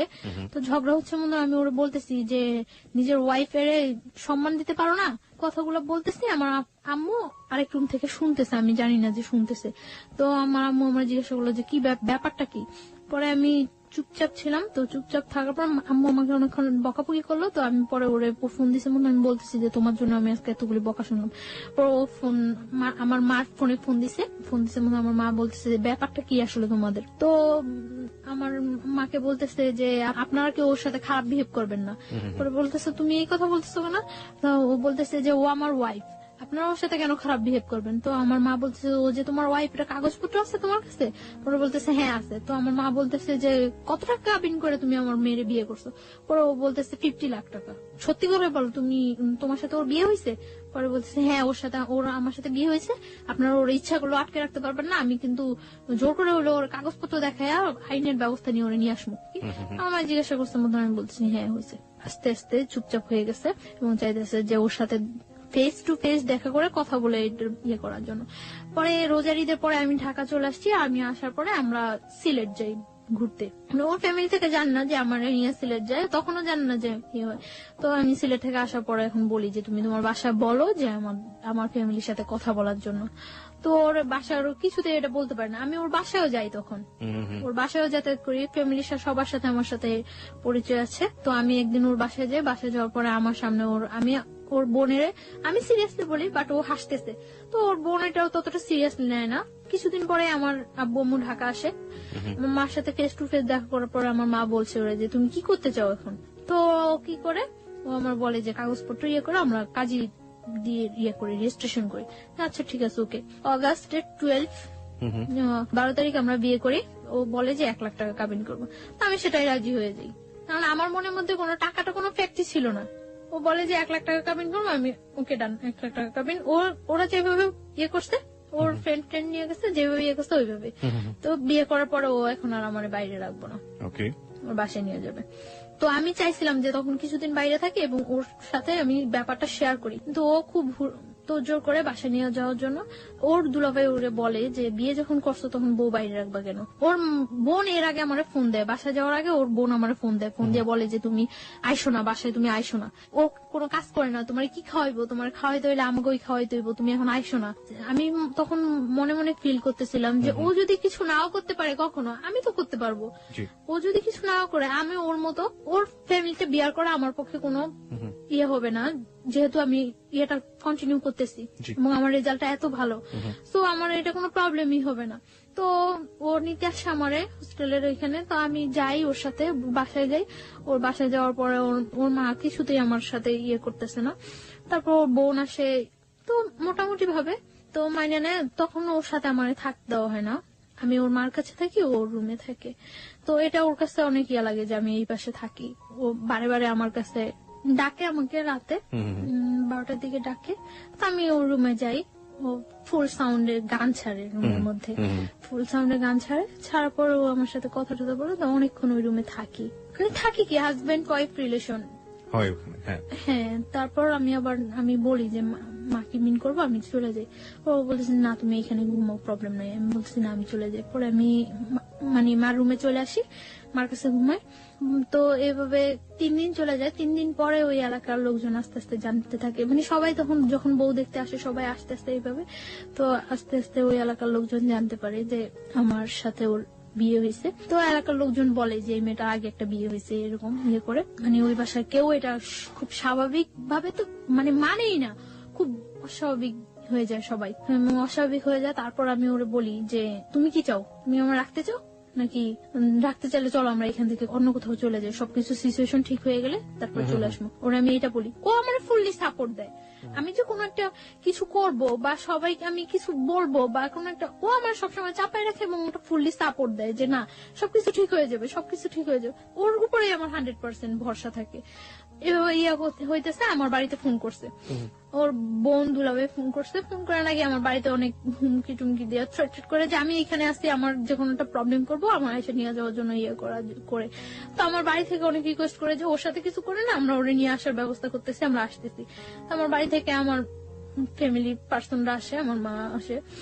20 সেপ্টেম্বর আমার বার্থডে, ওই দিন সন্ধ্যার পর তো ওর বাসায় সবাই খুব বাজে ভাষায় বকাবকি করে, অনেক বাজে কথা বলে, এগুলো আমার কাছে অনেক খারাপ লাগে, কিন্তু আমি তারপরেও মানে কানে নেই না কোনো কথা, এরকম চুপচাপ ওর রুমের মধ্যে বসে থাকি। 3 দিন যাবত আমি চুপচাপ ওর রুমের মধ্যে বসে থাকি। ও বাইরে থেকে আসার পরে আমি বলি যে তুমি কি আমার নিয়ে চলে যাবা নাকি কি করবা, তুমি কি করতে চাও। ও বলতেছে তুমি কোনো কথা বলো না, চুপচাপ থাকো, কোনো ইয়ে সব ঠিক হয়ে যাবে। তো ওই রুমে যায়, ওর মার রুমে যায়, সবার সাথে অনেক রাগারাগি করে। মানে তখন আমার একটা ভিত্তি হয় যে না ও মনে হয় ঠিক আছে। তো এটা সম্পূর্ণ যে ফিক ছিল, সম্পূর্ণ ফিক করে আমি বুঝতেই পারি না। তো রাত্রে আমি ওরা অনেক রিকোয়েস্ট করি যে দেখো আমার তোমার ছাড়া পসিবল না। ও এর মধ্যে বলা হয়নি একটা কথা, এর মধ্যে আমার কানাডার ইয়ে হয়ে যায়, মানে কিছুদিন 1 সপ্তাহের মধ্যে আমি কানাডা চলে যেতে পারি, আমার ভিসা প্রসেসিং সবকিছু ওকে হয়ে যায়। তো আমি ওরে বলি যে ধরো আমি যদি স্কলারশিপ নিয়ে বাইরে চলে যাই তো তুমি কি করবা, আমি জীবনেও যাইতে দেব না। আমি ওর একটা কথাই জীবনে যাইতে দেব না, ওই একটা কথা অফ হয়ে যাই, আমি আর কানাডা যাওয়ার দ্বিতীয়বার নাম করি না। এটা আমার লাইফের সব চরম ভুল এই জায়গায় যে আমি ওইটাই ছেড়ে দিছি। তারপরে কি হলো? ওরা আমি অনেক রিকোয়েস্ট করি যে দেখো তুমি কি করবা, কি ইয়ে করতে। ও বলতেছে যে তুমি আমার সাথে থাকতে পারবা না। আমি বলছি হ্যাঁ পারবো। ওই 3 দিন ওর সাথে আমি থাকতেছি। ওই দিন মানে আমার বার্থডে দিন রাত্রে ও আমার খুব হাসাইলো। হাজবেন্ড ওয়াইফের মধ্যে যে রিলেশনটা ফুললি, ওই দিন রাত্রে একেবারে সারা রাত্র ওইরকম একটা রিলেশন ছিল এবং আমরা ঘুমাইছি, খুব সকাল সকাল ঘুমাইছি ওই দিন। পরদিন সকালে আমার বাসা থেকে লোকজন আসছে, আসার পরে ওরা ওইখানে বিচারের বসাই ইয়ে করছিল। বিচার কেন হবে, বিচার কি করবে এখন, এটা কি করে ইয়া করা উচিত। তো ওর দুলাভাই ওরে বলছিল যে শালম সবকিছু ডিপেন্ড করে তোমার উপরে, রুমেল সবকিছু ডিপেন্ড করে তোমার উপরে, তুমি যদি ওরে রাখো কারো ক্ষমতা নাই যে ওরে এখান থেকে পাঠিয়ে দেওয়ার বা তোমার থেকে বিচ্ছিন্ন করার। কিন্তু ও আমার একটা বারের জন্য ও আমার বলে নাই যে বা কিছু, ও আমার বারে বারে বলতেছে তোমার ফ্যামিলি থেকে কেউ আসলে তুমি চলে যাও, সবকিছু ঠিক হয়ে যাবো। যখন বিচার বসলো, বিচারের মধ্যে ও বলতেছে মানে ফার্স্ট টু লাস্ট আমাদের অ্যাফেয়ারের ঘটনাটা বলতেছে, বলার পরে ও বললো যে আমার পক্ষে ওরে রাখা সম্ভব না। তখন আমি আশ্চর্য হয়ে গেছি যে ওইটা কি বললো কালকে রাত্রে, সামান্য কয়েকটা ঘন্টাও এতটা চেঞ্জ, আমি হতবাক হয়ে গেছি যে ও কি বললো। ও বারে বারে বারে বারে সবাই ওরে জিজ্ঞাসা করতেছে যে তুমি যেটা করবা সেটাই হইব, তুমি যেটা বলবা সেটাই হইব। ও বারবার বলতেছিল এবং নিজে স্টা মারাইছে, নিজে মানে সবকিছু নিজে ইয়ে করাইছে, একেবারে ডিভোর্সের ইয়ে করছে। আমার যখন সবাই বলতেছিল যে তুমি কি বলো তুমি কি বলো, তখন আমি বারে বারে বলছি যে ও যেটা করবে সেটাই, ও যেটা বলবে সেটাই। আমি বারবার চাইছিলাম যে ও একটা কথা বলুক যে না আমি ওরে বিয়ে করছি, ওরে আমি লাভ করে ওরে আমার পক্ষে ছাড়া সম্ভব না, কিন্তু ও এই কথাটা বলে নাই। তখন আমি ওরে ওর রুমে ডাইকে নিয়ে যাই, আমি ওরে বলি যে আমি তো, তুমি কি একবার চিন্তা করতেছো যে আমি তোমার কাছ থেকে কতটা দূরে সরে যেতেছি, জীবনেও তুমি আর আমার পাইবা না। পরে ও বলতেছে তুমি চিন্তা করো না, সবকিছু ঠিক হয়ে যাবো। তখন ও আমার এই কথাটা বলতেছে, তখন আমি ওরে বলতেছি যে আমি তো চলে যেতেছি, তুমি আমার অনেক কিছু ওই ঘরে, অনেক কিছু অনেক স্মৃতি আমার ওই ঘরে, আমি ওরে পাঞ্জাবি করে দিয়েছিলাম হাতে সেলাই করা। তখন আমি ওরে বলি যে আমারে একটা জিনিস দিবা। পরে বলতেছি কি, আমি বলতেছি তোমার ক্যামেরা থেকে মেমোরিটা আমারে দিয়ে দাও, এই ছবিগুলো আমি নিয়ে যাই সাথে। পরে ও আমার মেমোরিটা দিতে রাজি হয়নি, তখন মানে কাটসিট হয়ে গেছে, 50,000 টাকা দিয়ে দিবে। তো আমি ওরে বলতেছি যে এটা কি হইতেছে, আমার বলতেছো যে তুমি আমি চলে যাওয়ার জন্য, তাহলে তো ডিভোর্সের টাকার এগুলোর কোনো প্রশ্ন জাগতেছে না। তখন ও আমার বলতেছে যে ওকে হয়ে যাবো, টাকাটা রেখে দাও, পরে যখন তোমার নিয়ে আসবো তখন ব্যাগ দিয়ে দিলেই হইব। তখন আমি ওরে 100% বিলিভ করছি। আমি টাকাটা হাতে নিতে চাইনি, ও বলতেছে নেও নাও। পরে আমি নিয়ে আমার মার কাছে দিয়ে দিছি টাকাটা। আমি সবাই বলছে যে টাকা দেওয়ার পরে ডিভোর্স হয়ে যাওয়ার পরে ওরা এখানে আর একটু থাকতে পারবো না, আমাদের সাথে বের হয়ে যেতে, মানে আমার ফ্যামিলি পার্সন গুলো উইথ আমি। তখন মানে কাজী তালাকের ডিভোর্সের ইয়াটা লেখা পড়তেছিল, পড়ে ওরে বলছিল যে তুমি সাথে সাথে পড়ো, পড়ার পরে সিগনেচার দিয়ে দিও। ও এত স্পষ্ট ভাষায় সাথে সাথে পড়ে সিগনেচার দিয়েছে, আমি আশ্চর্য হয়ে গেছি যে ও জানে যে আমি ওর জন্য ঠিক কতটুকু স্যাক্রিফাইস করছি, আর ও কিভাবে এটা করলো। কিন্তু যখন কাজী আমারে বললো যে তুমি এবার আমার সাথে সাথে বলে সিগনেচার করে দেবে, আমি কাজীর সাথে একটা ওয়ার্ড উচ্চারণ করতে পারি নাই। আমার মনে হইতেছিল যে আমার ভোকাল কর্ডটা অফ হয়ে গেছিল, আমি একটা ওয়ার্ড উচ্চারণ করতে পারি নাই। এবং সিগনেচার দেওয়া অবস্থায় যে আমার কতবার হাত থেকে কলমটা ইয়ে হয়ে গেছিল, আমার পুরো শরীর কাঁপতেছিল আমার, যে কি হয়ে গেল এটা, কি হয়ে গেল এটা, কি হয়ে গেল, মিলাইতে পারতেছিলাম না। ডিভোর্স হয়ে গেছে, আমরা চলে আসবো, মানে আমার ফ্যামিলি পার্সনটা বের হয়ে গেছে, আমি ওর সাথে কথা বলে বের হবো। তখন আমি এই রুম থেকে ওই রুমে যাওয়ার সময় ওর মা 5টা মারে হিট করে, আমার শরীরে হিট করার পর ওইখানে যে কটা রিলেটিভ থাকে ওর বোন ছাড়া সবাই আমার হিট করে ওইখানে। তো আমি স্তব্ধ হয়ে গেছি পুরা, যে কি হয়েছে এটা, আমার লাইফে কি হইতেছে। সবাই যখন ওরা এতগুলো লোকের সামনে হিট করতেছে, ও বাইরে থেকে এসে আমার জড়ায় ধরে আমার বাইরে নিয়ে যায়। আমি অবাক হয়ে যাই ও চেহারা দিকে, আমি তাকাই যে এই ছেলেটা সেই ছেলেটা। আমি পুরা হতবাক হয়ে যাই। তারপর মানে যখন ইয়েতে স্টারে চলে আসি আমরা, বারবার পিছনের দিকে তাকাইতেছি যে ও আসতেছে কিনা, ওরে দেখতেছি কিনা, দেখি না। স্টারে আসার পরে ওরা আমাদের থেকে মানে 50,000 টাকা দিচ্ছে, ওইখান থেকে 10,000 টাকা ব্যাগ দিতে বলে ওই যে লোকগুলো ওইখানে ছিল তারা। আমার মা বলতেছে যে তাহলে সবটাই রেখে দেন, দিয়ে আর 50,000 টাকা দিচ্ছেন, যা বলছেন বিচারে আপনাদের সবকিছু মাইনে আমরা আমাদের নিয়ে যেতেছি। পরে মানে 5,000 টাকা ওইখানে দিয়ে 45,000 টাকা নিয়ে ক্যাব করে আমরা চলে আসতে নেই। আমি মানে যতক্ষণ পর্যন্ত ওই এলাকাটা দেখা গেছিল ততক্ষণ পর্যন্ত তাকিয়েছিলাম যে হয়তো ও একবার পিছনে আসবে, একবার আসবে, আসেনি ও। তারপর যখন আমরা চলে আসি, আসার পর ও আমার ফোন দিয়ে আমার বলে যে একটু কথা বলো আমার সাথে। আমি তখন ইয়ে করি যে আমি আর জীবনে ওর সাথে কথা বলবো না। ও আমার বারে বারে রিকোয়েস্ট করে যে একটু কথা বলো আমার সাথে, একটু কথা বলো। অনেক কান্নাকাটি করতেছে, অনেক কান্নাকাটি করার পর আমি ওর সাথে কথা বলি। আমি ধরে রাখতে পারি না নিজেরে, আমি লুকিয়ে লুকিয়ে ওর সাথে কথা বলি। কথা বলার পর দিন যখন আমি বাড়িতে যাই, আমি প্রচুর অসুস্থ হয়ে যাই। আমি খবর পাই যে ও প্রচুর অসুস্থ হয়ে যায়, ওরও হসপিটালাইজ করতে হয়, আমারও হসপিটালাইজ করে বাড়িতে। আমি একবার মেন্টালি সিক হয়ে যাই, পাগলের মতো হয়ে যাই। তো ইমিডিয়েট আমার হসপিটালাইজড করে আইসিইউতে নিয়ে যায়। আইসিইউতে যখন নিয়ে যায় তখন আমার বাবা বলতেছে যে মা তোর কাছে আমার অনুরোধ, তুই ওই ছেলের কথা আর চিন্তা করিস না। কিন্তু আমি পারি না, বারবার ওর কথা আমার মনে হয়, তখন আমার মনে হইতেছে আইসিইউতেও আমি মনে হয় সামনে ওরে দেখতেছি। তো যখন ওর সাথে ও আমার সাথে যোগাযোগ করে, পরে ওর সাথে আমার আবার কন্টিনিউ কথা হইতে থাকে। তো কিছুদিন পরে তো আমি করতে পারি যে আমি প্রেগনেন্ট। তখন আমি ওরা বলি 7 দিনের মাথায় আমার দুলাভাই নিয়ে আমি আবার ঢাকা আসি। মানে আমি খুব অসুস্থ হয়ে যাই, আমার ঢাকা শিফট করতে বলে। তো আমার দুলাভাই আমার নিয়ে ঢাকা আসে, ওরা আমি ফোন দিয়ে বলি, ও আমার সাথে মিট করতে যায়। আমার দুলাভাইয়ের কাছ থেকে বললে আমার নিয়ে এসে আমার সাথে সারাদিন ঘোরে। ওই দিন আমার নিয়ে কুমিল্লা যায়। তো আমরা ওইখানে থাকি, ওইখানে রাত্রে থাকি। ও বলে যে কিসের ডিভোর্স হয়েছে, এটা তো ডিভোর্সই হয়নি। ও আমারে বলে যে এটা ডিভোর্স হয়নি। ও স্বীকার করে না এটা ডিভোর্স হয়েছে, আমিও মানি না এটা ডিভোর্স হয়েছে। আমরা দুইজনে মেলা, আমি ওরে হলুদ দেই, ও আমার হলুদ দেয়, এবং আমরা ওই দিন বাসর ঘরটা সাজাই সুন্দর করে রুমের মধ্যেই দুইজনে মিলেই ওইখানে আমরা করি। তারপর পরদিন আমি চলে আসার পরে আমার ডাক্তারটাকে দেখা বাড়িতে নিয়ে যায়। তখন আমার মানে যাওয়ার সময় আমার দুলাভাইয়ের সাথে কথা বলে। আমার মনে আছে ও ওই দিন কি পরিমাণ কান্না করে, ও আমার দুলাভাইয়ের কাছে হাত জোর করে রিকোয়েস্ট করে যে যাতে আমার কোনো কিছু না করে, ও আমার নিয়ে আসবো। অনলি কোরবানির ঈদ পর্যন্ত ও সময় চায় দুলাভাইয়ের কাছে, হাত জোর করে রিকোয়েস্ট করে। পরে আমার দুলাভাই তো কিছুতেই এটা আর করবো না। পরে যখন মানে দেখছি যে আমার ফ্যামিলি থেকে আর কোনো সাপোর্ট নাই ওর ইয়েতে, তখন আমি আরো সিক হয়ে যাই, একেবারে পাগলের মতো হয়ে যাই। বাসায় মেন্টালি এতটা হয়ে যায় যে আমি যে আমার নিজের ক্ষতি করতেছে ওইটাও আমি তখন ফিল করতেছি না। আমি যখন ওর সম্বন্ধে আমি সব সময় ঘরে এক কোনায় একটা বদ্ধ ঘরের মধ্যে দরজা বন্ধ করে অন্ধকার ঘরের মধ্যে এক কোণে বসে থাকি, এবং কেউ কিছু বললেই আমি নিজের মাথা নিজের ওয়ালের সাথে করতেছি, হিট করতেছি নিজের মাথা, আমার শরীর মাথা ফুলে টুলে যায়। এবং আমি তখন ড্রাগ নেওয়া শুরু করি। বাসায় আমার ব্যাগে অনেকগুলো প্যাথেটিন নিয়ে যাই আমি যাওয়ার সময়। মানে আমি কিছুতেই ওর নামাইতে পারতেছি না। তারপর যখন দেখা গেছে যে আমি এরকম সিক হয়ে গেছি, একেবারে মেন্টালি এক কথা পাগল হয়ে গেছি, তখন আমার দুলাভাই বলে যে না, ওর উপর আর কোনো টর্চার করার দরকার নেই, প্রেশার ক্রিয়েট করার দরকার নেই। যেহেতু ওই ছেলেও চাচ্ছে ওর সাথে সম্পর্ক রাখার জন্য, ওই ছেলে যদি না চাইতো তাহলে আমি ওর কোনো সাপোর্ট করতাম না।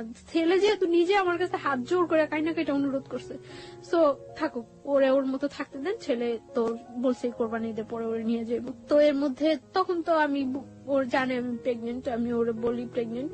আমি আবার ঢাকা আসি ওর সাথে দেখা করার জন্য, আবার ঢাকা আসি, ওর সাথে দেখা হয়, কথা হয়। তো আমি ওই দিন বলি যে আমি আর বাড়িতে যাব না। তো বলে যে যতটা কষ্টই হোক তোমার কোরবানি ঈদ পর্যন্ত ওইখানে থাকতে হবে, ঈদের পরে আমি তোমার নিয়ে আসবো। আমার যাই হোক, যদি আমার ফ্যামিলি থেকে সাপোর্ট না করে আমি তোমার নিয়ে বাইরে থাকবো।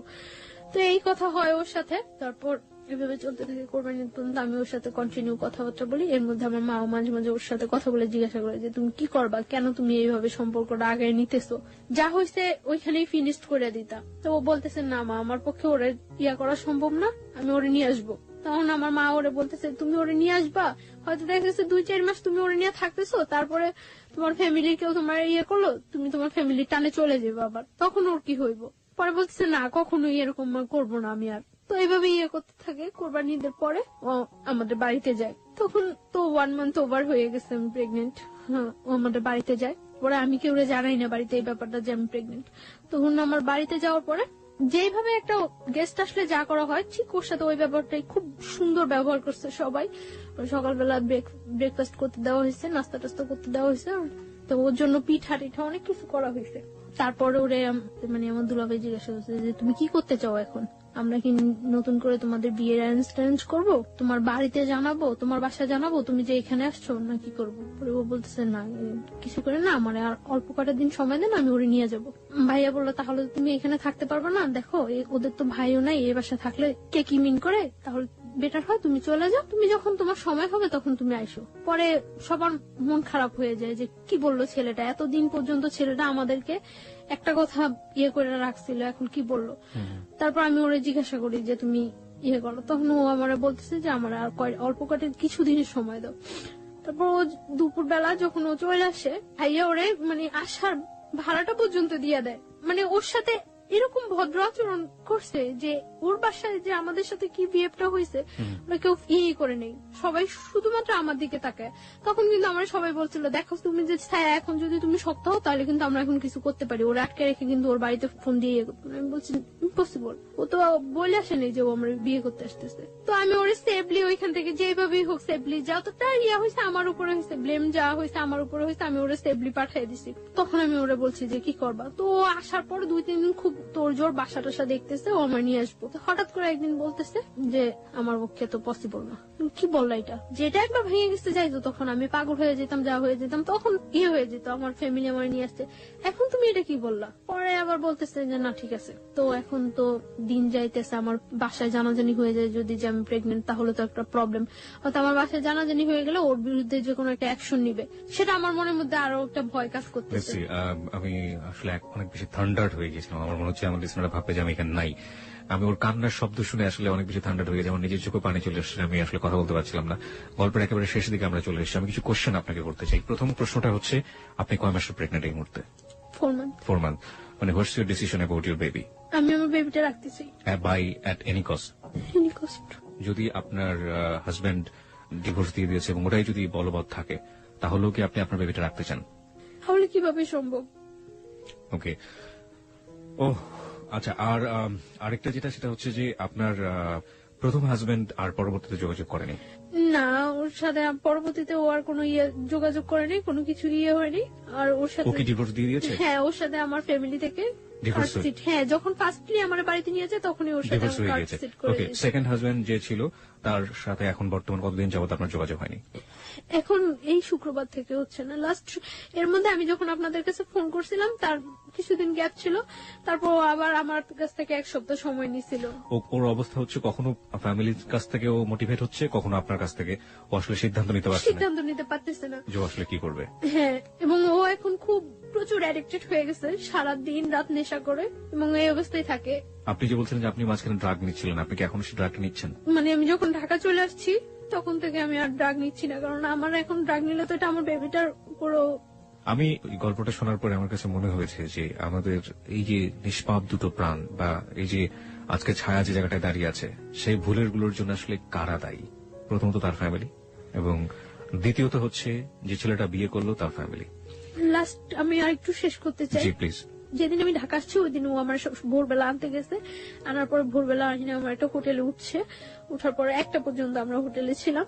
তখন ওর সাথে আমার সাথে হাজবেন্ড ওয়াইফ রিলেশন কন্টিনিউ হচ্ছে, কারণ ও বিলিভ করে না ওর সাথে আমার ডিভোর্স হয়েছে, আমিও বিলিভ করি না। আর তাছাড়া তো আমি তো প্রেগনেন্ট। তারপরে আমার একটা জব নিছি আমি হসপিটালে, ওইখানে বাসা টাসা নিয়ে উঠছি। তো ওইখানে যাতায়াত করে যাচ্ছে আসছে ইয়ে করছে এইভাবে। এখন তো 3 মাস ওভার হয়ে গেছে। তো আমি বললাম যে এইভাবে তো হচ্ছে না, কারণ আমাদের মধ্যে আরেকটা লাইফ আছে, আরেকটা জীবন বাড়তেছে। তো আমি ওরা বলি যে এটা তুমি কিভাবে ইয়ে করবা, তো করতেছে না। তারপর আমি ওর বোনের ফোন দিয়া জানাইছি, ওর বোন ডাইরেক্টলি বলতেছে যে এটা যে ওর বেবি তার কি প্রুফ আছে। তারপর আমি বলছি যে ওরে জিজ্ঞাসা করার জন্য। আমি জানি না সত্য মিথ্যা কতটুকু, কে সত্য কথা বলতেছে কে মিথ্যা কথা বলতেছে। ওর বোন নাকি ওরে জিজ্ঞাসা করছিল, ও নাকি অস্বীকার করছে যে না এরকম কোনো বেবি টেবি নাই, এগুলি কিছুই আপনি না। সেই সত্যটাকে আপনি কিভাবে নেবেন সেটা আপনার একেবারে ব্যক্তিগত ব্যাপার, কিন্তু আমার মনে হচ্ছে কিছু একটা বলা উচিত। সেই বলার জায়গাটা থেকে আমি যেটা বলতে চাই, আপনার যাকে আপনি লাভ করেন, আপনার হাজবেন্ড, আপনার প্রিয় মানুষ, তার প্রতি শ্রদ্ধা রেখে, আপনার ভালোবাসার প্রতি শ্রদ্ধা রেখে আমি যেটা বলতে চাই, সে যে কাজটা করেছে মহা অন্যায় করেছে। প্রথম কথা হচ্ছে এটা কেন করেছে? আপনাকে যখন তার ফ্যামিলির চাপে ডিভোর্সের মতো কাজটাই করলো এবং বললো যেটা ম্যানেজ হয়ে যাবে, সেটা ম্যানেজ করে এত বড় গর্হিত অপরাধ সে যখন করতে পারলো, তখনই কিন্তু আপনার ধারণা নেওয়া উচিত ছিল যে এই ছেলেটাকে দিয়ে আপনি এত বড় রিস্ক লাইফে নিতে পারবেন না। 1 2 নাম্বার হচ্ছে, আপনি এখনো তার আশা করে আপনি বেবিটাকে আপনার পেটের মধ্যে বড় করছেন, আপনার শরীরের মধ্যে বড় করছেন। আপনি কিন্তু প্রথম মেসেজটা পেয়ে গিয়েছেন যে তাকে নিয়ে আপনি আসলে কতটা শক্তিভাবে দাঁড়াতে পারেন, কিন্তু আপনার ভালোবাসা সম্পূর্ণ অবুঝ, এবং সেই জায়গাটা থেকে আপনি এখন, আমরা যতই বুঝেন এখন আপনি বুঝবেন না। তবে আমিও চাইবো না, কোনোভাবেই চাইবো না, আমি ব্যক্তি মানুষ হিসেবে চাইবো না যে আপনার এই বেবিটা নষ্ট হয়ে যাক, আপনার এই বেবিটা পৃথিবীতে না আসুক, কোনোভাবেই চাইবো না। এবং কিন্তু আপনি মানুষ হিসেবে যে বাস্তবতা ফেস করেছেন, আপনার বেবি পৃথিবীতে আসার পরে কোন বাস্তবতা ফেস করবে সেটা আমরা একেবারেই অনিশ্চিত। আর লাস্ট আমি সুইসাইড অ্যাটেন্ড করছিলাম, সুইসাইড অ্যাটেন্ড করার পর ও আবার আমার কাছে গেছিল, যে আমার বলতেছিল যে যাই হোক এই বেবিটা নষ্ট করা যাবে না, আর এই বেবিটা ওর পরিচয় বড় হইব। কিন্তু গতকালকে আমার ওর বোনের সাথে কথা হয়েছে, ওর বোনের নাকি ও বলছে যে না ওর কোনো বেবি নাই, ও আমার মতো মেয়েরা নাকি ঘরে নিতে চায় না, অথচ একটা সপ্তাহ আগে গত শুক্রবার, এই শুক্রবার আগের শুক্রবার ও আমার কাছ থেকে যখন যায়, আমার বাসা থেকে যখন যায়, তখন ওর রিকোয়েস্ট করে যায়। এই শুক্রবার ওর সাথে আমার সাথে ফোনে কথা হয়েছে। ওকে, আপনি আমাকে একটু বলবেন যে ওর ফ্যামিলি কাছে কি ও কি ধরনের বাধা? ওর ফ্যামিলি কি ওকে ত্যায্যপুত্র করে দিতে পারে বা এরকম কিছু কি?